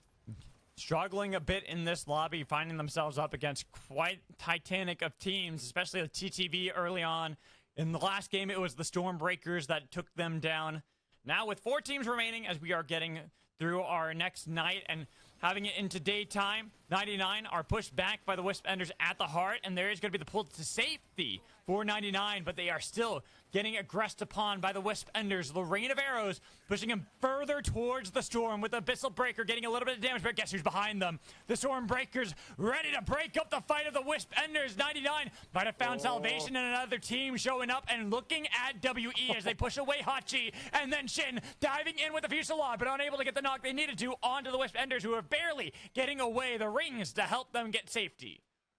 Stormbreakers, when they didn't get the engage they're looking for, they're so good at playing together. They put out so much damage all at the same time, just instantly a member there and giving themselves advantage of that fight, forcing them off. TSM getting forced off here. QTS kind of pushing them down and over here to the White Frogs and QTS, fighting in the south of Enshrine with that fight happening to their north.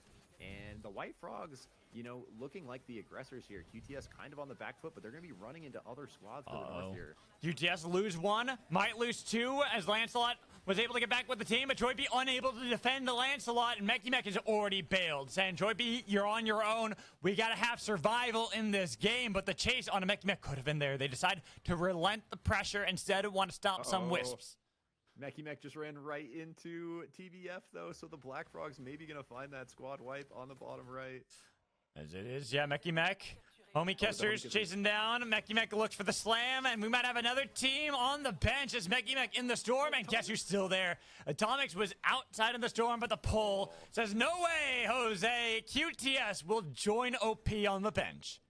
So just like that, 2 of our very strong-looking teams from the qualifiers, also, you know, not bad start in the first 2 games, get taken out very early here. In Game 3, that's really not what you need to happen if you're looking to catch up to some of these squads in the lead. And we can see the Black Frogs doing what they do best, just running the middle of the map, like looking for the violence. No one's really threatening them right now. They do have a member down. Aiden's going to be brought back right here. TSM Lil Meep looking on the south, though. Lil Meep was looking for the pull. A couple trees thrown down. Aiden will be back on his feet.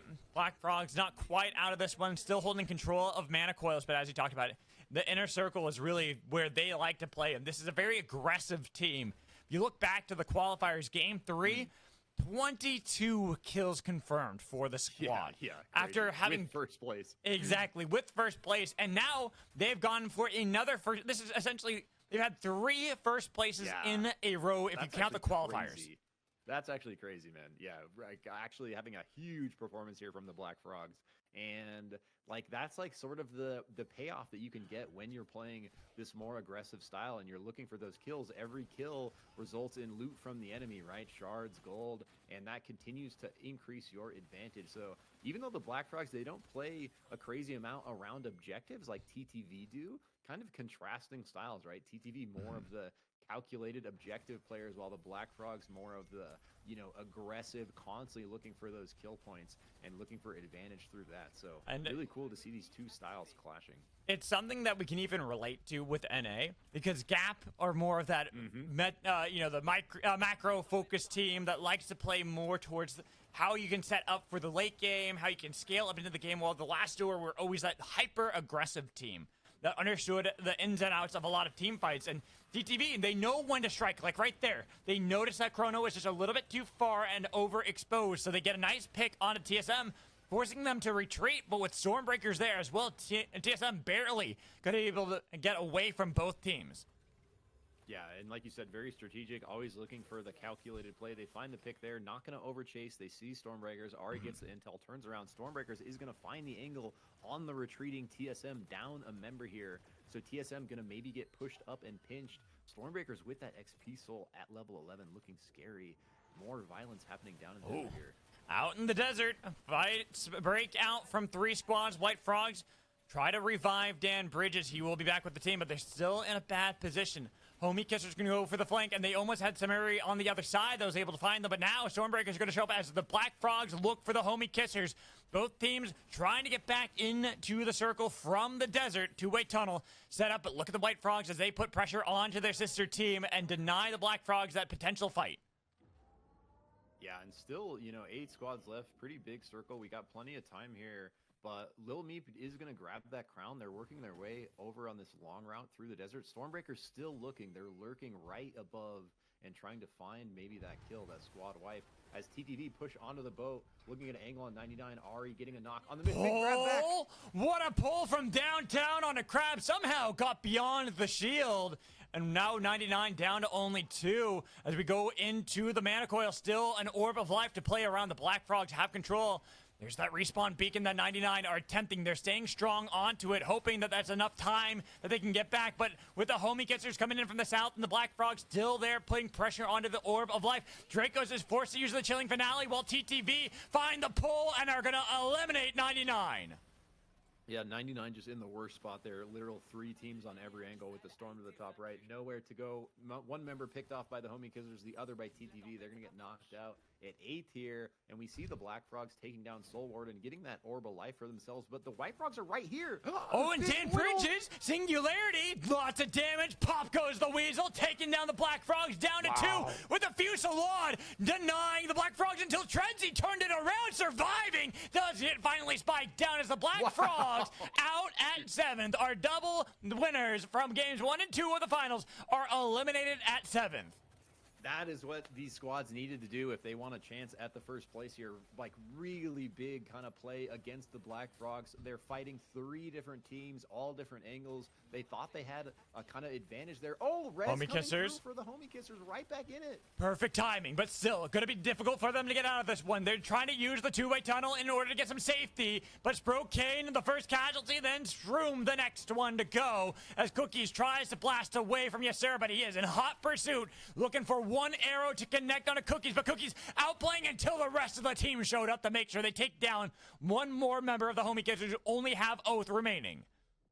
Yeah, so much violence breaking out there, and actually crazy that the Black Frogs were able to get wiped so early. And it looks like TTV now wants to win this one. Actually, Lil Meep gets the grab on Adamark. I thought that was an Adamark engage, but it's a Lil Meep grab, gets the dunk. So now TTV down a member. Looks like they were able to just snag a crown from Fire there. Gonna probably look to play patient and time here. Yeah, they're making their way over to the left. Gonna, try to find. I'm looking at Homie Kissers still. They still got that one Oath that's kind of dodging away from everything and going all over the place to try to survive. But so many teams are in hot pursuit. If you look at the mini map, where he's trying to get over the abyss, trying to survive, but finally someone stops that Oath. The White Frogs get the credit.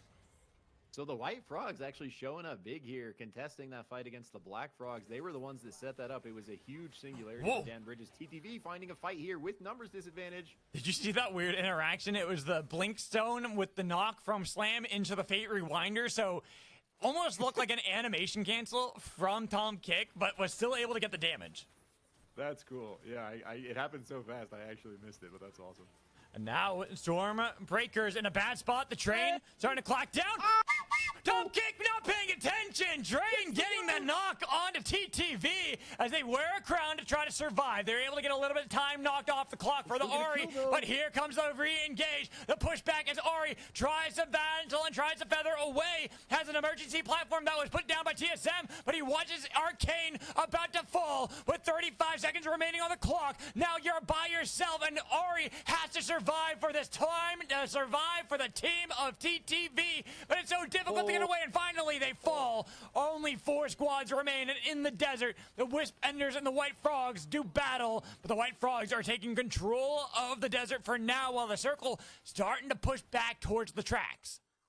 Dude, these other teams doing such a good job kind of putting these top squads in a tough position, having to fight on multiple fronts there. We saw TTV down numbers with Crown. Tom Kick getting taken out by the Train. Train, true MVP, taking out one of the best players in the game there. That just goes to show, anyone can be taken out by this bullet train. Doesn't matter how good you are. It comes through so fast. If you're controlled out looking south like that, it can just fly in from the right side of the screen, mock speed. catch you before you can react. So that was a crazy thing to witness. But off the back of that, we saw Ari almost able to pull out a miracle with the glider soul and the crown over the abyss in between 3 teams, but not quite able to do it. So TTV out at 5th. Behind the Black Frogs at like 7th, so 2 of our top squads out very early here. Not even top 5. The Stormbreakers still have that crown on Detbrek. TSM pushing back and get a lot of damage on a Shin, but then out of nowhere the White Frogs enter the fray as they already got rid of Shin, and now they take down Echo. Only Detbrek survives. He was able to get a little bit of distance away, but TSM have taken control. Wispenders pushing back onto the White Frogs, who now try to scatter. They try to get out of that one, but they are locked into a bad spot as they are getting hunted down one by one. Dan Bridge is barely able to swap away, but they lost 1 member for it. Yeah, and Hachi, come on! People not paying attention again. Another choo-choo train getting a pick as Detberek blasts off away. 15 seconds. Not enough time. That's going to be the hover wings away, but out into the storm, taking a little bit of damage. But the hunt in from Blink as they want to get rid of him. But it's going to be over to the White Frogs, who get the credit for it and get the team back up to face down TSM and the Wispenders. huge execute there from Atomics to lock in that kill, giving them level 15 XP soul. Another terrain kill. Train is going crazy, bro. 3-0 this game. No one paying attention. Another Kingpin falls, and this time it's TSM who are focused too hard on the White Frogs and Wisp Enders. It's just, there's so much happening in the chaos of this sandbox magical that there's just it's brain overload. There's too many things to pay attention to. You got chonkers flying around, you got enemy abilities, you got a Mach speed train coming through. It's just like, even the best of the best, there's only so much you could keep track of. And with a minute and some change left for Wispenders, Malku holding on to that one the best they can and waiting to see if anyone is going to overextend, but still looking at the train, seeing if anyone's going to fall for it again. The push from the Wispenders, but they don't fall for it just yet. They are able to get back and get a little bit of attention while another crown is being worn by Blink. The White Frogs, the only team that have everyone gathered together and are ready to find whatever stragglers remain. Yeah, the White Frogs looking very strong here, especially compared to their previous game, especially with that XP soul. And, you know, we're really going to be looking to Dan Bridges to set up another really strong singularity the same way he did against the Black Frogs in that Mana Coils fight to, you know, kind of put them in a position to lock this victory in. And we see Atomics with that double two-way going to be constantly looking for these angles on the Jhin to execute as well. But both these teams with Crown to the south duking it out, kind of poking in the 3v3. Wee's Crown 10 seconds left, going to probably proc off time. So TSM going to be kind of on the back foot for 30 seconds here. That could be the time to strike for the Wispenders. Fate Rewinder and a Blinkstone on their side, as it is going to be Hachi back and ready to fight. But we look at how much time remains. Blink with 20 seconds, and no team wants to give over a free crown play to TSM. And how these teams are all playing for that position. Black Frogs, we mentioned before, the team that won into game 1 and 2, getting knocked out at 7th, and then TTV out at 5th in this one. Makes it so that anyone can take the title away, get a lot of points necessary to try to close the gap between them and TBF. Yeah, and I really like this play from TSM. They threw their fire under TWF, Ooh. and we follow up. Shift up. They got the shift up, but it's going to be locked out of bounds, and even with a swap, it pulls back Blink onto the other side, and there's going to be the knock onto Blink, while Sid takes a lot of damage. White Frogs down a member, make it 2, because Sid, another train, crashing into the party as the Wispenders now take advantage. The broken bones of their enemies lay before them as they try to get the pushback in with the crown being picked up by Atomics, but Atomics has to make a heroic last stand in order to get the team back up. 2 minutes remain. Very low health for Jhin.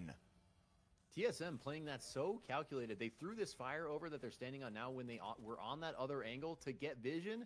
TWF was looking to take it, but TSM kept threatening the recall and checking the vision, so TWF don't end up standing on the fire and taking it. It forces them to the left as they're poking at the fire. We engages from the left, pushes them all the way up, and both teams taking big advantage of TWF off of the back of the campfire play from TSM. So really, really nice kind of macro strategy and playing. Here's the train. Ooh. Looking really dicey for our teams with a minute and more for both Little Meep and Atomics on their crowns. WE, they're the team with pressure again, but unable to push back. A little bit wary on how they're going to look for it, as it's going to be a two-way tunnel attempted by TSM. Disrupts the White Frogs. Yes, sir, over the abyss. Atomics out in the storm, trying to get back in, but the clone did not deceive. But the train is going to crash yet again into the party, finding more knocks. Ionization there, damage in from Stars, but unable to find the spikes they need to with a two-way tunnel. Back onto the Wisp Enders, who push down and take out Oath. 3 against 2, low health. Now with a heal from Ashikata, it's a 2v3. Damage and the snipe onto Sinoid keeps TSM in the fight, but they gotta push back. Blast off, denying the re-invive and the reinvigoration of the Wisp Enders, as they did get one back up at Blink. Now close to the brink of death as they find another snipe onto Sinoid. Ashikata outplaying them all. 1v3, the snipe in takes down Blink, but it's up to Ashikata. 1v3. TSM had to rely on the Saros, who dodges away from the arcane railgun, but he's on the tracks. He pushed back into Sinoid and has so much damage, but again another push from Zamari will take the Wispenders game 3. What a close final 3 there. TSM played that so well, man. Honestly, it was such a good look there, trying to like stay in it after all that. But in the end, we playing so calculated, I think they played that final circle basically perfectly. They took advantage when the other team threw the fire over and put TWF in a weird spot. We pushed in from the left perfectly, forced the kind of third party on them, then backed off, kept their north left side of the circle, played it very patient, and then a really spicy kind of 3v3 at the end there. We just holding their ground on the Wisps, not letting the 2v3 come through or secure any knocks, and just kind of sustaining through. Just a really nice execution there from both Wisp Enders, like all 3 final teams, but especially Wisp Enders and was it TWF there? I got mixed up on who was TWF were the one of the final 3, but yeah. Crazy game there to have that one for our 3rd game. And we talked before about how the Black Frogs took 1 and 2, definitely at the top of the standings still, even if they fall 7th place in game 3. So we got to look at how teams are going to continue to move up.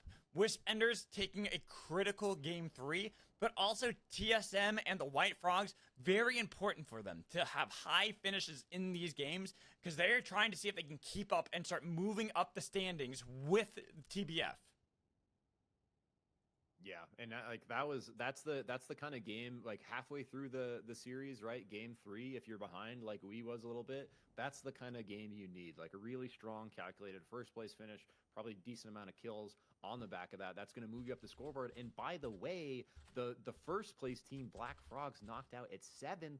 The team right behind them, TTV, knocked out at 5th. So actually going to be a big points gain in comparison for we there, kind of climbing the board toward the top. All right, so right now, guys, we're just trying to figure out what's going on with the, because obviously you saw that it was a little washed on the colors. So I think we're going to swap in Zikric for observing. Sorry, Zik, to make you swap in for casting. Good, let me load it. Let me load in here. Yeah, just because it is. Is that being communicated? Yeah, I'm communicating to Minato right now. Okay. So Minato, I think, did you see the message I just sent you? Yeah. Okay, sure. Yeah, just because on our end, it's really like washed out for some reason. It's really difficult for us to see a lot of things. Yeah. That's strange because I do like some tests before the tournament started, and I was having no problem. So yeah, the thing is, I'm wondering if it's a Discord thing. So because if it's like it might be. Yeah, so that's what I'm saying. We're gonna try to have Zikric hop in and see if maybe that's like something that fixes it, because when we look at your end, it's like sometimes the colors will be good, but I think it's like when you tab back in, the colors for some reason distort. I don't know what's going. Like it's a really weird thing I haven't seen before. Yeah, sure.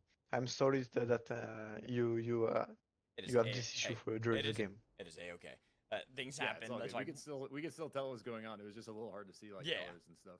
Exactly. It's not the worst thing in the world. Things happen, especially when we're doing, kind of just from our houses, right? Yeah. Can you guys see me now? And is the color messed up? All right, let me see. I'm gonna open up yours. Let's see. Nope, it looks good on my end. Okay. Hopefully this holds up. Yeah, I think it should. I do find it weird what happened there, but things sadly do happen occasionally with observing from home. Let's see. All right, looks like 10 seconds. We're going to be launching into game 4 here. It looks like Final Destination is going to be our storm shift here for game 4. Always an interesting one. Basically the opposite of cross country, right? Right. Everything's decided. It gives teams a little bit more knowledge on how they want to approach some of these fights, or whether they want to even look for those inner circles at first, or if they want to farm up before they start moving in. Especially with how we've seen these teams, Minato. Like, I want to get some words from you before we send you off to the French broadcast, because these finals, we've had a lot more fighting earlier on than we saw earlier in the day. Yeah. Yeah, we saw like way more fight in the before that we saw in the previous game, but the game still like lasts a long time, and we got like a lot of kill from the train. So I mean, it forced every team to play slowly so they can get a res and took a good fight, because nobody wants to go in a hand game with someone last. So as we see, that is way more fight in early, and that's a shit that cost like life to the Black Frog that was doing a great tournament until now. But Yeah. it happened. Yeah, all right, Minato, we are going to let you get over to the French stream, so Yeah. we will see you on the other side. As for me and Zikrik, we are going to get into game 4 here. Black Frog still going to be our team at the top of the standings after winning games 1 and 2, but the Wispenders taking game 3 and the Black Frogs exiting early. Going to give a lot of teams some life back into the standings, especially for our final squads battle for EU. And if you're looking for a close tournament, that's basically the way you want game 3 to go. You want a big mix up the leaderboard, top 2 squads going out early, not getting many points at all, while some of the lower tier squads, like not lower tier, but lower placed squads in the kind of scoreboard right now are able to climb their way back up. And so coming into game 4, we see reverse plane cone north to south here, making its way down toward the grind. A couple teams out early at dawn caps, kind of doing the early drop tempo. A lot of good farm in dawn caps. So TTV, kind of the strategy team down here early. We see QTS contesting them for Shards of Fate on the left. Trying to get some control back for the teams the best they can, I forgot I was observing. I completely forgot I was observing, bro. I was literally just in caster mode. And It is A-okay. Like I said, these things happen. Especially That's with so us. funny. I was just like watching. I was like, wait, why are we still seeing the minimap? Hey, yeah, like I said, it happens. We're getting used to everything, and we're adapting on the fly with everything going on as well. As we do see a lot of our teams staying in the inner circle, hovering around where that final destination will end up going. Oftentimes, I'm so used to seeing teams see the final destination and trying to go outside of the circle initially so they can get a lot of the farm that way. But maybe it's just teams want to get these points stacked up early, looking for early fights, as the White Frog did find Baroof all the way alone. Yeah, it looked like Baroof was kind of trying to set up a flank for THK. The fight was looking pretty good for them, and we saw Sprocaine kind of pushing from the south, but it does look like the White Frogs kind of spot that out, find the Oath isolated, get the early pick. And so actually another nice start for the White Frogs, having a really strong showing last game. It's good to see from the White Frogs if we think back kind of like how the Black Frogs were in the qualifiers. Game 1 wasn't the greatest for the White Frogs. They did get decent placement in that one, but that was their poverty run game when they were really trying to battle back through everything possible. And so looking at how they were in game 3 and now going into game 4, we want to see them really growing and proving why they are the strong team that got the auto qualification into the finals. Yep, and their sister team to the north, the Black Frogs here, who took games 1 and 2, looking to kind of get some vengeance after that 7th place in game 3, want to really use this game to try to solidify their spot at number 1 on the scoreboard. We see Stormbreakers just to the north of them as well, though. So Stormbreakers here kind of like they need to put up a couple monster games, Magical, if they still want to be in the running. I mean, really looking at a lot of our teams outside of the Black Frogs, I feel like everyone's got to put up a monster performance because this is a stacked lobby. Like, yeah, OP struggled in games 2 and 3 here and definitely want to start building up some momentum. But up against this stiff competition, like right there, Hachi finding Cask alone to get another knock for the team. It is so hard to find that foothold, especially when momentum is going against you. You have teams like the Wispenders who are riding high on the Game 3 victory. Yep. And there's something like it's hard to see from an observer's perspective, but there's something so real about kind of momentum and tempo and, you know, using like the confidence from previous games and rolling that into the next. And so I expect to see off of that win, even everyone in that last three, Wisp Enders, the White Frogs, like I bet you they're going to be playing a little more confident in this game after such a strong showing, knowing, you know, that they can take the victory against these really, really strong teams. But at the moment, kind of what we have expected from a lot of our days, a little bit more calm and collected, even if there's the breakings of some possible fights, like right here, the Homie Kissers and the White Frogs. I don't know if it's going to fully execute a kill game and a kill fight for any of these squads. Just going to be the swap in to try to confirm some of those stomps for the White Frogs. But giving them those a little bit of advantages against some of the teams, especially as we are getting pushed in finally by our first storm. Getting us all the way over to the Mage Bog, while QTS, we're looking for the dunk on to Wisp Enders. Unable to get that for Lancelot, who has to try to see if he can mantle away. Barely dodging from the aggression of Moku, who is hunting down that Lancelot, not able to find it. Yeah, and to what we were just talking about, we just saw the White Frogs on the hunt getting a kill. Then we pan over to we on the hunt getting a kill. Our two squads from last game finishing 1 and 2 there. So you love to see kind of the confidence coming through, pushing against the Homie Kissers, and like really kind of threatening. Now Sprocaine, Tredsy in the bush, finds the spike. Sprocaine has no idea he's there. Now the Black Frogs threatening the White Frogs. Pushing back, but a nice frozen barricade will deny the full aggression of the Black Frogs, who still look to see if they can take pot shots at their sister team, but instead will relent the pressure back. Given a window for them to re-enter the fight, and even looking over to the strain now for the Homie Kissers. Sprocaine pretty much was instantly revived upon falling with that nice spike from the Black Frogs. Yeah, and the rest of them over in Ion, while Cookie's on the train ride. Probably going to be looking to recall at some point, maybe looking to like loot that train and make something happen. Coming over here, we continuing the pressure on the QTS. Lancelot is going to get away and going to back over here to Gridlock. So Purple now, plenty of space on bottom right. We see OP above them, who had a similar recall back to Stacks, just kind of farming up into day 2 here, looking for that level 9 soft cap and trying to just farm up some gold, get some item evolutions. Violence in Ion, maybe. But for our finals, this has got to be one of our slower games going into our next day, with teams still not fully fighting. Only a couple knocks here and there. Everyone's revived at some point. And finally, we now have the breakings of an actual fight. Abyssal Breaker thrown down, separating the Stormbreakers and breaking them apart one by one as they're chasing away Echo from the rest of his team. Fall from Grace was able to escape, but unfortunately, they could not say the same for Shin. But they do find a nice spike there from Deperek. Yeah, nice from Deperek. I was going to say Adamark had a really good angle on the Abyssal Breaker. Some of the best oaths, they're so good at finding that right ult angle, like putting out so much pressure with the damage and slow coming through across a huge AoE. Adamark was really good in that fight. Trying to pursue those kills north is going to get the cheeky spike from Deperek on his way through the rings, and that's going to let Stormbreakers fully revive in Kobas with plenty of time to get out. So much space on the north side still. Look at this.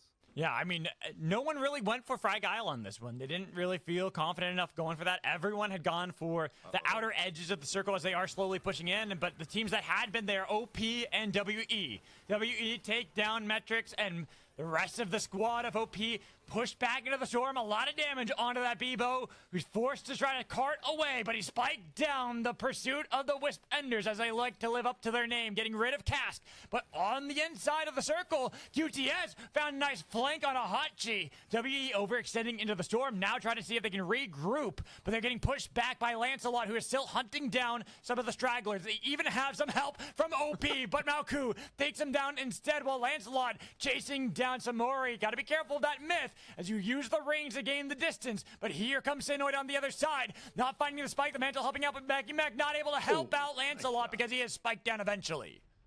Sinoid, really nice snipe there, gets the laser kill through. QTS not done though, still playing through these rings, looking for the battle, and they force Sinoid off of that, but they kind of have Greninja isolated on the Zeph down here a little bit. The rest of QTS looking for No! the spike though! Joy B not paying attention, not expecting that Sinoid had stayed on shop, so he gets spiked down, and QTS, who are hunting down the Wisp Enders, are now getting taken down little by little. Only Meki Mek alive. Synoid playing that fight really, really well, actually. Very calculated ghost angle. Gets multiple spikes through on a completely unexpected enemy squad. So really nice look by Synoid. And again, we riding the momentum off of that win, looking very strong here in Game 4 as TTV and SB fight for the soul. SB. It was going to be sniped there by SB. And that's the change that we saw a couple patches ago, where it's only the last hit that truly matters onto these Meteor Beasts that will get you the soul. So going over to the Stormbreakers, and you know Tom Kick, that's why he was fighting so valiantly for it. He loves having that Night Stalker, even if it's been nerfed on to Kingpin. He is still such a great player on that, as we see a two-way tunnel from Synoid, trying to get away from the Homie Kissers. But another pursuit, Shroom putting down the Fusillade, not getting the damage. Wisp enters, kite back, put up the shield from Zamori, but they gotta be careful, because almost the pull. Nice bright shield with the Abyssal Breaker. Homie Kissers have pushed too far in the Mage Bog, as now TTV find their flank. They get the damage on a Sprocaine, and they're the ones broken yet again, looking for one last member in Baruch, but he is gone! First team eliminated. Man, THK thought they had the fight there. They had an angle. We played it so well, but now they're getting huge pressure by TTV. TTV wants this kill confirm. Get we out of the lobby after getting first place. But careful! They weren't paying attention! Caught asleep at the wheel for Synoid to bring back we. Emergency platform helps take down Arcane, and they've got that anomaly to push back into the storm. Adam, Arc, and Tom Kick. What a fight. What a series of battles by we there. Just going crazy. Playing it so well. Off the back of Synoid on that go. Spike after spike after spike. Holding those cheeky angles. Playing the ledge guard so well there. And they kind of just forgot. They weren't paying attention to Synoid. They should have known, with the crown being stationary, that he was hanging out that whole time. As we go over to the White Frogs. Fighting another knock on to QTS, who are only down to Lancelot. Jen separated from the rest of the team. The CSM have slowly pushed back onto the White Frogs and are getting a lot of control back. Yeah, TSM looking pretty strong. Nice item evolution. Soul Stealer on Ashikata. We saw Ashikata putting out crazy damage last game, or a couple games ago, having a really monster showing in a final circle. And so TSM looking pretty scary here, but kind of not a ton of action happening around them. This fight continues to happen up here in Mage Bog. We and TTV just not done with each other. Adamark able to get the boombox out in the storm, but actually gets forced out by the Bishop. So Hachi getting the better of him there on the boombox play. Just going to be Tom Kick left. So Tom Kick for TTV, the last one, and a big knockout there. The Black Frogs out at 9th place, 99, chase them into the storm at Underrot and get a team wipe onto the team that before Game 3 had won 3 games in a row from the qualifiers until the finals. After this kind of knock, though, that is going to shake up the standings completely. Yeah, 9th place, probably like very few kills coming through. It's going to be virtually no points there. So huge play by 99 to kind of clean that up, lock in that squad wipe, make sure the Black Frogs do not have any sort of chance of a comeback. So that's going to put Black Frogs in a really rough position. What was looking like an insane start for them, they're going to have like sort of a really, really powerful Game 5 if they want to kind of continue being at the top of the scoreboard after, you know, a 7th place and then a 9th place in games 3 and 4. As we're getting less and less real estate to play with for our teams, Tom Kick has kind of been hovering behind this whole time outside of vision of WE, going for the rat strat and hoping that he can get enough placements for TV or TTV, or even find a crown to pick up and then get a knock that can revitalize the hopes of TTV. In this finals, having struggling a little bit compared to the squads on the other side, but a nice pull, but it's interrupted. And they're bounced around. Little Meat will survive, but Blink not so fortunate, forced to take the two-way tunnel as Little Meat trying to pull off a miraculous play, but it allows QTS to show up out of nowhere onto 99, who are taking the tunnel themselves to safety, playing back towards TSM, but Blink has been revitalized out of Wisp form until the White Frogs show up out of nowhere. Ashikata couldn't save the day. They got a lot of damage, but the Fate Rewinder's still there as they pull back in Blink. Try to revive the Wisp once more, but QTS have taken the reins away in the fight against the White Frogs, and with 99 back on their feet again, they look for another play onto Khyzaro. The myth is gone. Big target taken down for the White Frogs. They try to swap away the Wisp to retake the team. Another pull on the other side from Mech. The QTS with the Abyssal Breaker thrown down on top of them, almost taken down themselves, but Draco's nearly revitalized, but the pull too late to save the team as Khyzaro wasn't able to get them back up, and now a Singularity thrown at their feet, pushing back 99. Khyzaro and Krabs out in the storm. No way to get to safety. The White Frogs continue this hunt, even with an anywhere but here. It's not in time to save the day. Oh no, this angle, he gets it. Go, go, go. So Krabs able to keep 99 in it. I was going to say, such a good fight for 99, but they were fighting 5 squads over the course of that battle. Just so crowded down here in right by heart, and TWF getting a knock there, but QTS not letting up the assault. We see Sid popping the Celestial, getting some zoning, forcing QTS off of them, but TSM still here as well with the damage soul. So just continuing this like 4-5 squad battle.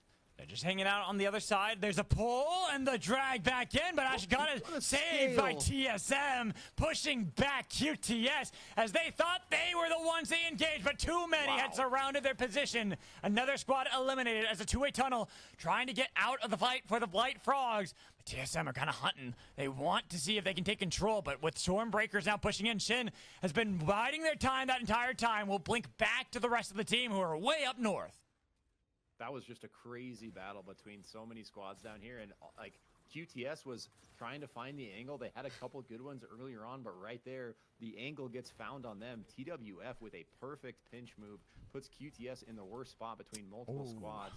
And now Rakla, last one left on OP, trying to make a miracle happen, but in the storm, making so much damage. I mean, for OP, they'll take the position. It's better than they had before, but not looking too good. It's grim looks for OP, but not for TTV, as Tom Kick has been ratting for the team, still alive, and has seen 3 squads get wiped for his. And this is the SUPERVIVE macro. If you are in a position where you can't go for a clean res, you take those placement points. Tom Kick, you know, basically playing it perfectly, staying on the edge of vision, edge of the circle. We see it looks like these guys are fishing for him a little bit here. Sinoid catches him out, actually. Sinoid kind of being aware that they might be on the bush play actually does force him out, emoting a little bit, saying, get out of here, Tom, get off of the bush. And he sees the invis from Echo here. So Sinoid's kind of fishing for an invis. Tom Kick is out of there finding a new bush, sees an invis toggle of his own. So Shin might be able to catch him out, but maybe not. He's looking for a crown, anything for TTV. And seeing where they are at the moment, they are kind of in some difficult terrain to assail and get to. That's why he's playing it patiently and waiting for the storm to come to him before he looks for the crown, because these other teams have been staring one another down, especially TSM and the White Frogs. Yeah, and with all these other squads basically at full force here, you know, 4 other squads, it's got to be a perfect angle for the solo res in such a small circle, which is basically why we see Tom Kick playing this so patiently, just on the bush play, like really trying to hold the edge of circle. Yeah, like not let anyone even kind of come close to figuring him out. And we see Stormbreakers with the Ghost Soul here has the invis and actually pretty good position as we look at this next shift. So TSM getting a kill through here. Pushing on to White Frogs, almost taking down Chrono, but he survives. And now Stormbreakers, they push down south as they wanted to find the play onto TSM, but they decided to snap back instead. Too worried about the Wisp-Benders, but TSM, having defeated the White Frogs, only Atomics is left. He takes an anomaly to try to get to safety. It's not looking good, and we see on the other side that Tom Kick has been spotted out, but he has a two-way tunnel to get to safety, but it's not really safe when TSM are already there. Bye-bye, TTV. Tom Kick tried. He tried, and he did rank up. Like, he did get more placement points than they would have got if he probably went for a crazy early res. So definitely, you know, giving them the best, making the best of the situation they were in, but in the end is going to get knocked out at 5th still. So these other teams doing a good job of not letting TTV come back. Now Stormbreakers looking very dominant here, but they're going to have to contend with Wee on the right, riding momentum from last win. Atomics doing everything he can to stay alive here, bro. Just Jin kiting over the abyss. Oh, Atomics. He tried so hard, and he was hoping anyone would intervene to save him, but nobody was there to grab his hand. And now another team gone. We are down to our top Ooh, three. Lomi. The pull from TSM, double Abyssal Breaker. But Stormbreakers, they were able to get themselves back in the better position while the Wispenders we go. put down the bungee. Might be able to drag back in Hachi. Who's it going to be? Where are they going to put it? They don't decide to go for it. Instead, they're trying to see if they can fight for territorial control. SB worried about WE on their land, while TSM were looking for the pull on the opposite side. Yeah, Samiri, nice bright shield there, barely blocks the hook.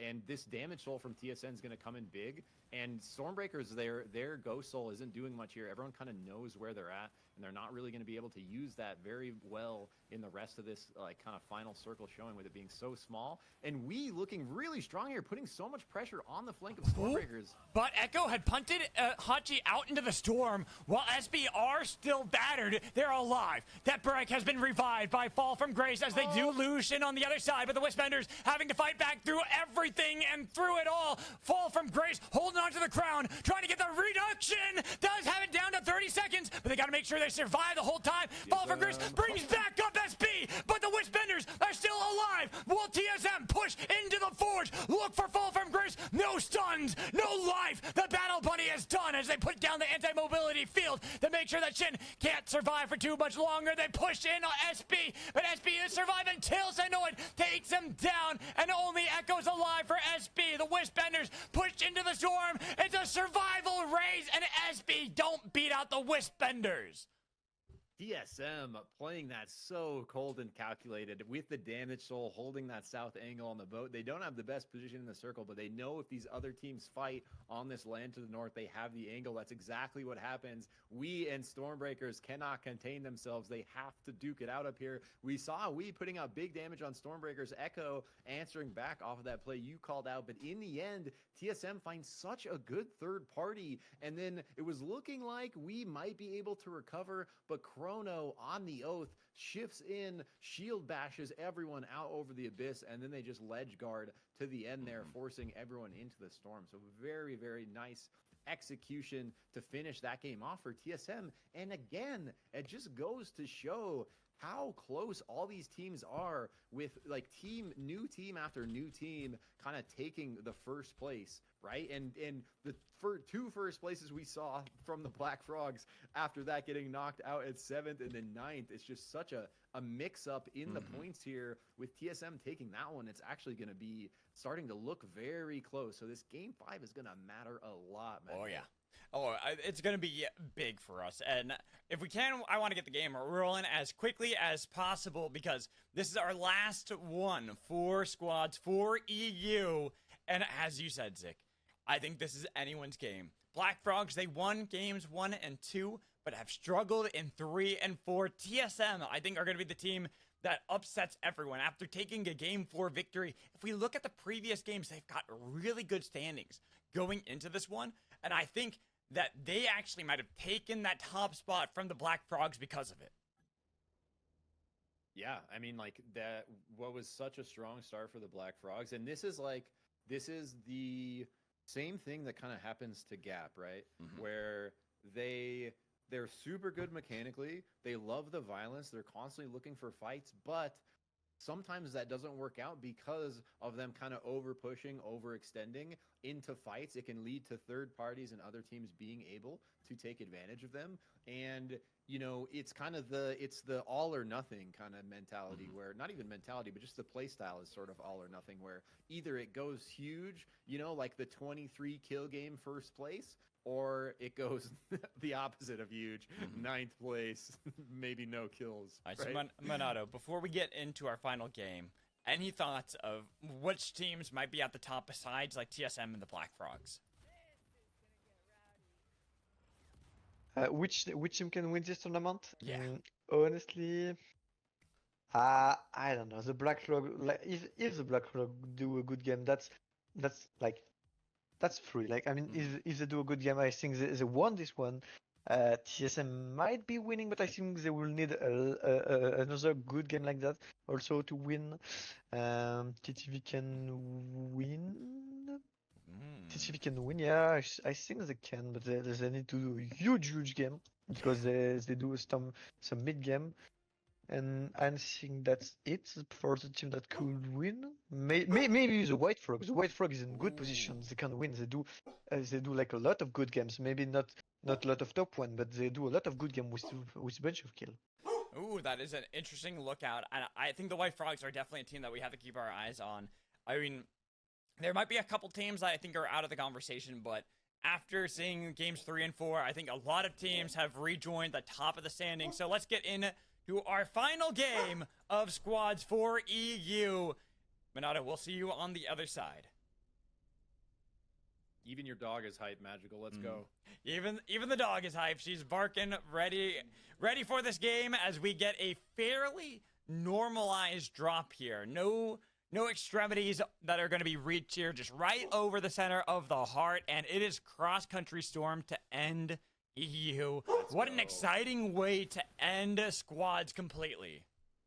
Yeah, and it goes to show these players also big fans of cross-country and what it kind of does to the final circle, having our second cross-country in the series here out of all the storm ships that are available. And we gotta shout out these last 2 games, they've been looking so strong, putting themselves in a real position and maybe come away with the victory here. True.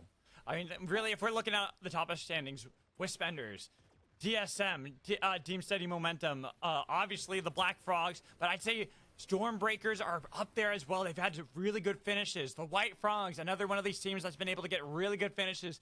TTV, if they win this game, there's always that possibility that they come out of nowhere to win as well, as we see a fight over Site 38 and Ion Acres. It is going to be the initial knock from the Stormbreakers on to the victorious Game 4 team of TSM. Yeah, we saw a couple knocks from QTS. We see TTV getting a knock themselves. So some early violence breaking out a little earlier than normal. Teams fighting over these camps. This Fate Rewinder, very contested. And here we go, TTV playing right in the kind of their textbook, the way they like to play, going for those objectives. Find the White Frogs, kind of caught out Sid. Maybe no idea they're there. Gets grabbed. Is going to be able to shift out somehow. Barely getting away, but still has taken a lot of damage. TTV still hunting down the members of the White Frogs. One of the teams that's above them that they'd love to eliminate early on, but weren't able to actually take down Sid as he escapes danger by the skin of his teeth. But TTV are still hunting almost that predict onto the swap, but a little bit early from Tom Kick. Yeah, nice sidestep and swap there from Dan Bridges to get himself out of that. So the White Frog's going to be just fine. Looks like TTV going to kind of give up on that hunt.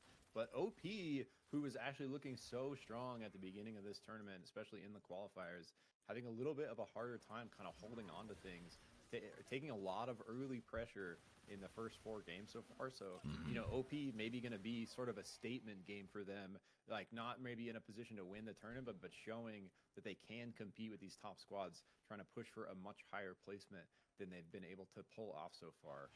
Recall from TTV. Prisma Falls is theirs, but the Timing pull is from perfect. Khyzaro. Nice timing on an Adam Arc. Well, Tom Kick tried to get the back line. He had to Fate Rewind to survive, while Adam Arc nearly gone. So close to death, but he should be finished off here by 99. They got rid of Adam Arc, and then they find the snipe on the other side onto the Ari. What a play coming in from 99. 99 has been really impressing me, actually. Looking very strong. Look at this glider gas Vamp Hudson. That's actually terrifying.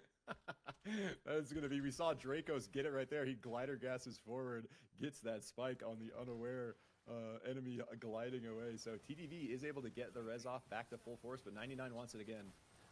Getting close. They find Arcane, as he only had barely gotten out of that one. Now they got a lot of damage onto the Ari, but the Ari going to be hunted down. 99 CTTV, and they're trying to eliminate this squad. As 99, one of our teams that's been in the middle of the pack for a long time, even looking towards scrims, look towards any previous EU tournament.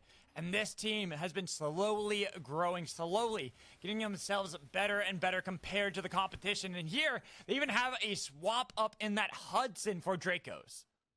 I love the Huddy look, and it's actually looking so strong so far in the game. Dracos putting out so much damage in those multiple fights against TTV, finding a cheeky spike as well, putting TTV really on the back foot. We see them very split here. Tom to the south with another member to the north, and multiple teams also making their way up from Catacombs Cold Fang. We see the Black Frogs very split here. 2 members over in Wraith, 2 members making their way up as they're going to run right into the side of OP. So but OP is kind of getting pinched by the White Frog. So actually a little bit of a weird spot for them here. Awkward spot as teams are slowly moving their way north. All the way up the Shards of Fate is going to be an awkward position because we saw earlier when we had our cross-country storm, when the storm went over Kobayashi's, that gave us quite an interesting game 2 of the qualifiers. That possibly could happen here, Zik, in our final game of EU squads. Yeah, and the White Frog's continuing to kind of try to hold this inner position while OP is in the storm. Khyzaro kind of switching it up on Atomics there, putting out a lot of pressure with the hammer, but Dan Bridge is going to come from the back. Now they have Khyzaro kind of isolated down there while the rest of OP is to the north. Swap. So Khyzaro are going to do their best, but probably not going to be able to live here. Healing. Tornado.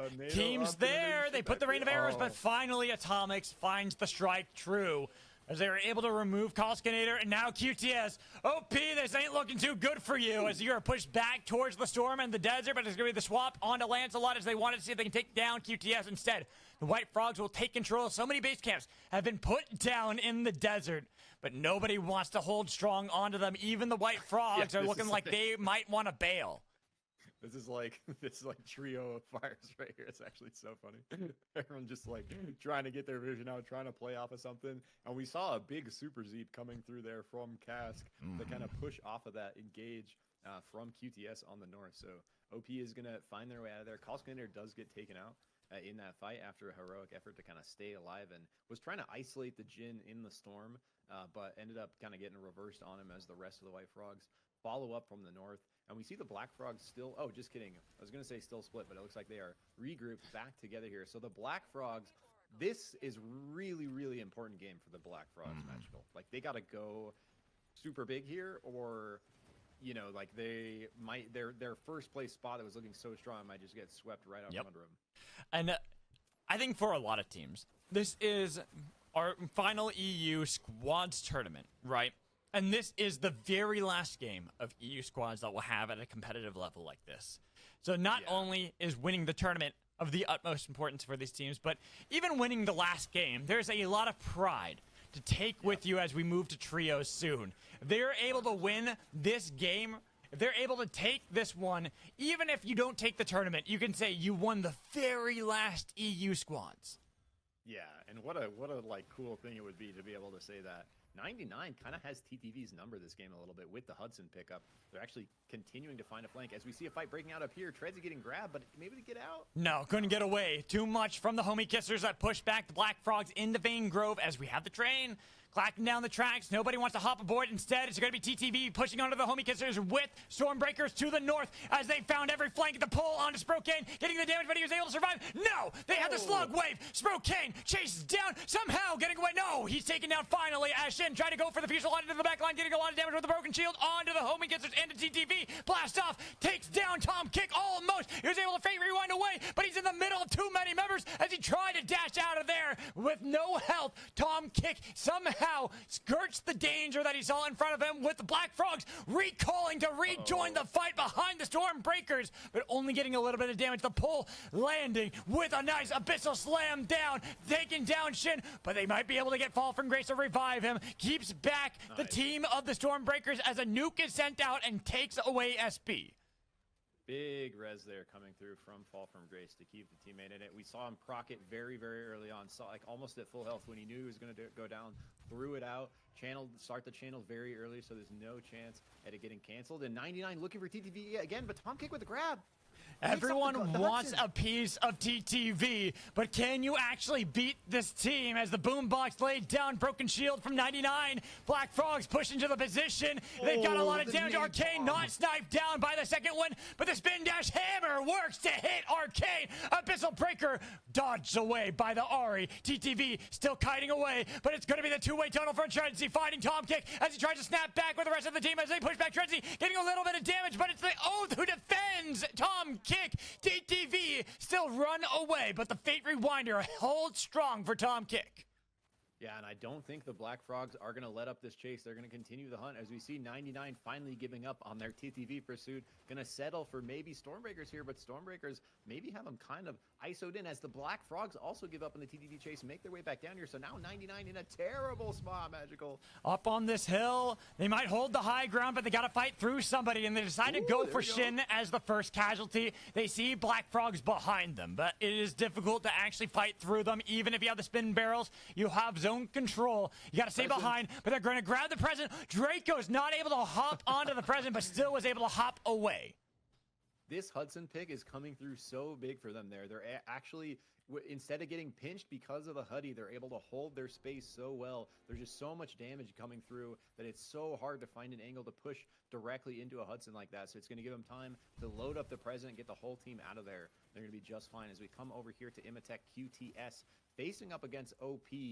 OP needs a big fight here. They need something. I mean, anything to get back into this one, but it is looking at dire for OP. And I think even if they get this win in our final game of EU squads, I don't think if that's enough points to actually get them up in the standings to win. Yeah, but, you know, like you were talking about just a second ago, the pride thing, they still want it so bad. Like, and I think, you know, every single player out here is a competitor or they wouldn't be out here. So True. Everyone kind of has that mindset. As we see TTV in trouble again, maybe against the White Frogs. And White Frogs, this would be a great elimination to take down TTV, to take down Comkick as the first team eliminated in the final EU squads match. At 10th, bro, what a crazy upset. The kind of #1 favored team in everyone's minds, like who people think are maybe the first seed. 10th place in Game 5. Now the Homie Kissers find themselves in a similar position that TTV found themselves in. Sprocaine separated, the last one. Our hosts of all the events that we've done here in EU puts down the emergency platform and the two-way tunnel, but Lancelot wanted to hunt down Sprocaine, who gets back to town. What a nice two-way to get himself back to heart here, or the mini heart in Koba's. So THK just has to live this res, make sure nothing cheeky happens to him. He's going to be just fine. They're going to be right back in it. Violence all over the map here. Stormbreakers pushing into the White Frogs after they wiped TTV, and they're going to get it. It looks like just Yazer left. Actually, maybe Dan Bridges did get out up here. Oh, so low. So low. Oh, but the minions do get him. Didn't pay attention to all the orbs from the ghosts. So now only one there. Same with Sprocaine. So many teams are broken, battered, bruised, and nearly eliminated. And with everything on the line for squads. No one wants to fall. Sprocaine has put down the base camp, has control, but does not have enough for a crown as he's pushed back and pushed off of his own base by OP up to the Stormbreakers, who nearly wiped the White Frogs, but an emergency platform from Sprocaine will keep him alive. Oh, but that Shin two-way tunnels onto the emergency platform, forcing Sprocaine off again. Sprocaine actually playing this so well, somehow getting away from multiple squads, finds a two-way tunnel of his own. Maybe he's going to get pursued here by OP. Cask looking. Oh, he's waiting for daytime. He's hoping that the sun will rise again, but it looks like Sprocaine and the Homie Kissers are on the run. Tonk Tonk, anomaly shift away, but Sprocaine in the storm is taking way too much. There's not enough time. Goodbye, Homie Kissers. Tragic, just too much storm damage. It's so tragic seeing someone on the run like that, sees it, gets the crown, but it's just too much storm damage coming through to handle after getting chunked there by the members of OP. And so now OP kind of getting pressured by the Black Frogs. But it is daytime. Don't alert the guards, guys. You got to be careful behind you. The White Frogs, they get the base and they get the respawn at the core of Kobayashi's, but three teams have to exit all within one another as we look on the other side. The Wisp Enders, team that is contending to the top, sees QTS in their sights, and they try to fight back. They get a little bit of damage, but up in the storm goes Jewel. They try to engage onto Sinoid, but Sinoid dodging away from a lot and still putting out the damage. Toypi not finding the knocks they need, but they did get only one, as now with the anti-mobility field, Malku tries to snipe down damage onto Campo and Lancelot, while Toypi gets a lot of attention on the other side, but it's all to get attention away from Campo, so QTS can survive to see another day. Yeah, both teams playing that fight exceptional. Ends up in kind of a 2v3 with QTS retreating, but actually looking so close the whole way through. And Sinoid is going to end up getting taken out, who is kind of the main damage pump on the side of Wispender. So it looks like they are going to be able to get him up with the box. The Black Frogs continuing the assault here. But keep in mind, the Black Frogs are down Clarny. Even if they find the knock on to Matrix, we see that TSM are still pushing back, and they're still getting control, and this Storm Shift is going to make everyone fight sooner or later.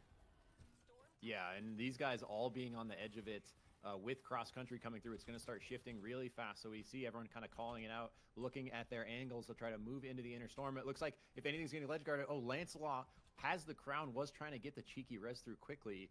Not going to be able to quite get it as TSM with their XP soul, two-way tunnel up into the middle of the lava here. Look how crowded this is in this shift, bro. Yeah, this shift is really going to force these teams into one another, and seeing how there's already the breakout fight between 99 and TSM. TSM, if they win this one, there is a good likelihood they win the tournament here for the final Sprocaine event of squads. Ooh, nice. As it is going to be the snipe onto Dracos. One bit of damage, but look at how many teams are to their flank. Right behind them, the push back in, and they drag in Dracos out of the boombox. They don't let him have that time of invulnerability, but two are still alive. 99 have to escape this one, but where can you go? The Abyss is not your friend, and come, even if you found the spike onto one, now you leave Khyzaro alone as SB continue to push back. We have QTS eliminated, but Wisp Enders are still pushing into the territory of so many teams, while the Black Frogs try to defend against OP, who are to their rear, and then have Aiden wearing the crown to push back in on the Calcinator over the lava, burn him down. Matrix the next target. They look for the slam, but not going to be able to get the pullback in from Aiden. Instead, Arcane Railgun and the two-way tunnel nearly finds the fight. Well, finally, 99 fall. Dude, this is just so scrappy. Fights everywhere across the map. Players getting knocked out left and right. We see our 7th place squad going out there, but still 6 left here is actually so many as the Black Frogs are looking to get this crown kill through, get their 4th member back. So now the Black Frogs fully reassembled with their armor soul gonna be looking good. Wisp Enders get a squad wipe on OP, who just squad wiped QTS. So oh man, actually OP doing like better than before. Pretty, like good run here. Ended up getting knocked out 6th. So OP is gonna be, probably not in the running for the win, but a pretty good showing, especially early on from a squad who I haven't really seen much of. It's sick. Our 5 remaining teams are the 5 that we were focusing on before. Any one of these wins this game, and they can win the tournament. We were talking about that before with how good their placements had been previously. But all the way on that edge, the White Frogs not in the greatest position, especially because it is cross-country storm. They're eventually going to have to move into the territory that is already controlled by everybody else, and it's difficult. Thankfully, they had a two-way tunnel in order to get better position, but TSM has spotted them out. Gotta check your bushes, man. That's such a suspicious bush right there. They don't check it, and they make their way south. They're gonna look for this fire angle. Stormbreaker's just to the right in this little choke. Shin taking the first bit of damage, tries to get back with the team. A two-way tunnel down south as they're hoping to ride with where the storm will bring them. And nobody wants to take the tunnel themselves, instead giving Stormbreakers that out. Yeah, everyone kind of looking at this next shift here. We see everyone playing patient.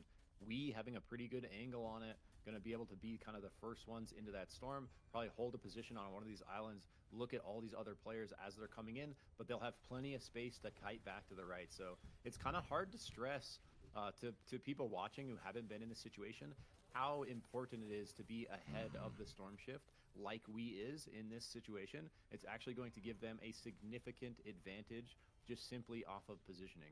We and the Black Frogs both already having the inside angle onto the storm shift. They've got the northern part of it while Wispenders have the southern. And seeing as 4 teams are still alive around you, it is going to be great for either the Wispenders or for the Black Frogs. And then even looking at how you then will defend against a team like Stormbreakers. You have the lava on your side, these anti-mobility fields too, that give you even more leverage. Yeah, and the violence is starting to break out here. We see Boombox is down from Chrono on TSM. They did lose a member, so Blink went down somewhere. As teams trying to make their way to this next shift, Shin looking at a two-way tunnel angle, going to be right in the middle of the White Frogs and We, so backs out, throws the dagger out. We still very strong position. We see him throw fire down here, and TSM now kind of in the worst spot, having to force their way into this circle with just 3 members, getting ledge guarded by Stormbreakers on the south, the Black Frogs to the north. And they have to win this one. They don't got a crown. They don't have hope at the moment. They will have the storm. They portal in. Kronos behind with the Abyssal Breaker. But it's just to create some leverage for Little Meep to survive and maybe find a crown. But they know where Kingpin is going. There is no crown that is safe. There's already the anti-mobility placed down and in position for the White Frogs and Little Meep. I think they all know you're in that bush.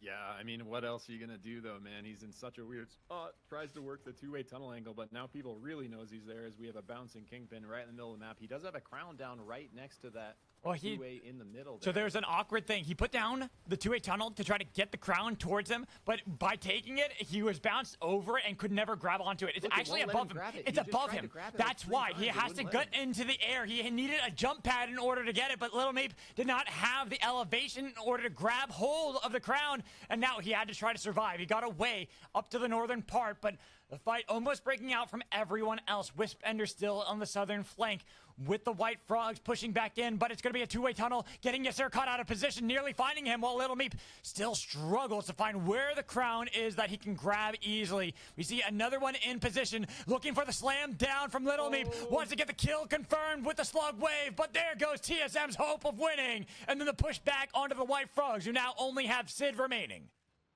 Yeah, unfortunate on that crown. I've literally, in my feedback survey to Theorycraft for a long time, I've said, please increase the pickup radius on everything. It's just too short to grab powers, to grab crown, and we see it in effect right there, like Little Meep getting trolled by the crown, being at an angle where he literally can't pick it up, even though he's right on top of it. So super unfortunate there for Little Meep, and TSM is going to go out in 5th. But in the end, we have 4 squads left. Like you mentioned, 4 of our kind of top squads as far as the day goes today, duking it out here. The White Frogs, Stormbreakers. The White Frogs under pressure here, though. Down to 2 members. Den has been pushed into the storm. He tried to swap away, but already answered. Stormbreakers destroy the White Frogs with a pullback to make sure they can confirm the kill. As one more team gone and down to only 3. It just goes to show, bro, how important positioning is. But Stormbreakers with the two-way. All these two-way tunnels giving a lot of better position for everybody, but Aiden takes one too. Wanted to get the pull, wasn't able to find it, as it's going to be the fight back onto the Wisp Enders, who bring back Sinoid into the battle. Not done just yet. Dude, this is so close, and now with Final 3, we're going to see a little more of this positioning. We can see, like, teams making a bold move. Like, that is a risky two-way right there to even peek. And we saw Stormbreakers do that south. If they do that and someone looks for the third party, they're doing it. And again, they look for the two-way tunnel behind, but Echo this time pushed back into the storm constantly, over and over and over again. Even both are taken out of the fight. Stormbreakers and the Black Frogs down a member, trying to revive. There is going to be one back in for the Stormbreakers, but they gotta be careful because the Wisp Enders were pushing back. Sinoid is low. Shin takes them down. Tries to see if they can take down anybody else, but it's going to be the Abyssal Breakers stopping up the fight for now with a two-way tunnel, disrupting the fight, and a huge pull from Aiden, looking for the crown. The knock and Falk from Graves will fall down as back up on their feet. The Black Frogs look to repeat. Goodness. That was the closest fight. I can't believe only one person actually dies in the end of all that. Maybe 2, but the Black Frogs get the stomp, get their crown proc off. They're back at full force. Now Stormbreakers down a member, somehow living that Echo with a big shift in. Just trying to live here, but they're going to get pinched. Blast off Shin, hoping to survive, get the damage onto anybody. But now the Black Frogs, mad about games 3 and 4. Up into the air, one goes flying away. But it's going to be the Black Frogs from Bumba in the past to the Black Frogs now. This is the team to win EU. They've claimed victory over and over again. And with the last squads remaining for them available, they want to take yet another victory for themselves as one more two-way tunnel play from SB tries to deny the rightful crown from the Black Frogs, from Aiden, from Tredsy, as they've been pushed into the storms and their storm has been broken. Let's go. The Black Frogs putting together the exact game they needed, closing out their first place finish over a 5-game series, despite having a 7th place in game 3, a 9th place in game 4. They rally here for game 5, put together an absolutely dominant performance, playing the final circle, the storm shift exceptional right there. Tredsy, Clerney, Aiden, BY, and Black Rog taking the final game of the final squads tournament and possibly the first place medal as well. So huge showing from the Black Frogs here. Not possibly taking the title. They have got it, Zikrik. There is no way. Locked 3 in, confirmed. victories. They are the undisputed gods of squads for EU. You cannot deny them their title, and they rightfully deserve it. Even with the points getting added up right now by Izuna, I already know who's won this one. It's all about who comes in second and third. Yeah, and it's going to be close. I think like it's going to be all the players are going to be sending in their scores. Izuna's going to be counting and putting it on the Discord. But I think you're right, man. It's going to be like 3 first places out of 5. That's 60 right there on top of all the kills they got.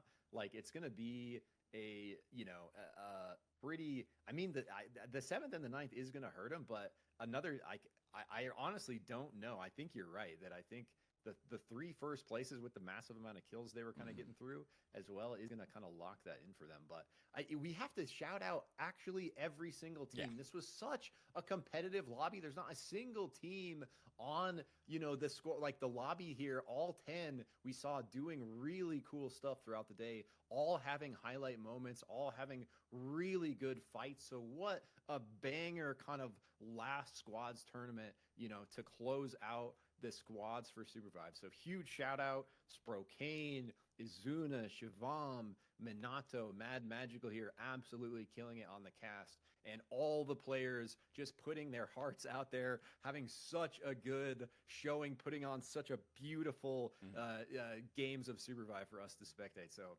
thank you everyone, and just such a cool, I don't know, I got goosebumps, man. Shout out to you too, Zikrik, always being here to help hype up these games and make them so exciting. But let's welcome back in Minato. Let's hear Minato's thoughts on this game. I mean, I've already said I figured the Black Frogs are taking the title for this one, but what a way to do it. It was a chaotic final game, Minato. Yeah, really, like, the game was so, like, there was, like, fight everywhere, clone race everywhere, and that was complicated. And then for a moment, I think, like, I was thinking at the beginning that the Black Frogs was gonna win, and then they lost someone. They lost someone in a stupid fight, and I was like, okay, maybe not. But the 2 teams were fighting between them, and then Aidan took a clone, and then he do an amazing hook against through the 2-way tunnel, and then he grabbed the Iluna and watched at them, and then they were back at 4 with the 2 team was fighting, and I was like, wow. It was crazy. Like, it was a great game to end squads on for EU. Obviously, it's going to be around for a couple more days for players to still play, but for the competitive aspect that we've been putting on for everybody for EU, this is going to be the last one that we have, which I couldn't ask for a better way to end squads than the day we've had here for EU. We've had some absolutely wild plays. The Kobayashis from before, how many bullet train kills that we got as well. This like final 8. game. Yeah, like a lot. It's actually so good. So many good games, bro. And I think, like, I don't know. I'm thinking back on the 5 games, Magical and Wisbenders, like, they had really consistent finishes with the 1 first place. But, like, you look at the Black Frogs, who had some dominant first places, but then they kind of dropped with the 7th and the 9th place. Those are going to really hurt their scoring. And if we was able to put up, some consistent placement points, those games, it might be a little closer than we're expecting, now that I'm kind of thinking back on it. And it's like the other teams that we were expecting to contest the top spots, like specifically TTV, while they did have a good showing, other teams were really kind of taking advantage of them. I think, like, people are getting wise to the fact that they're always looking to play objectives. And across the course of those 5 games, we saw many more teams sort of contesting TTV on their angles. TTV in game 1 had kind of free farm on Cold Fang, all 4 golds, off to a really strong start, and they did really well in that game. But from that point on, it seemed like every other team was kind of looking at the angles on TTV and kind of creeping onto their objective play, kind of maybe anticipating what they're going to be going for and shutting them down a little bit off of what was, people were sort of saying was sort of the, the best team coming into the series.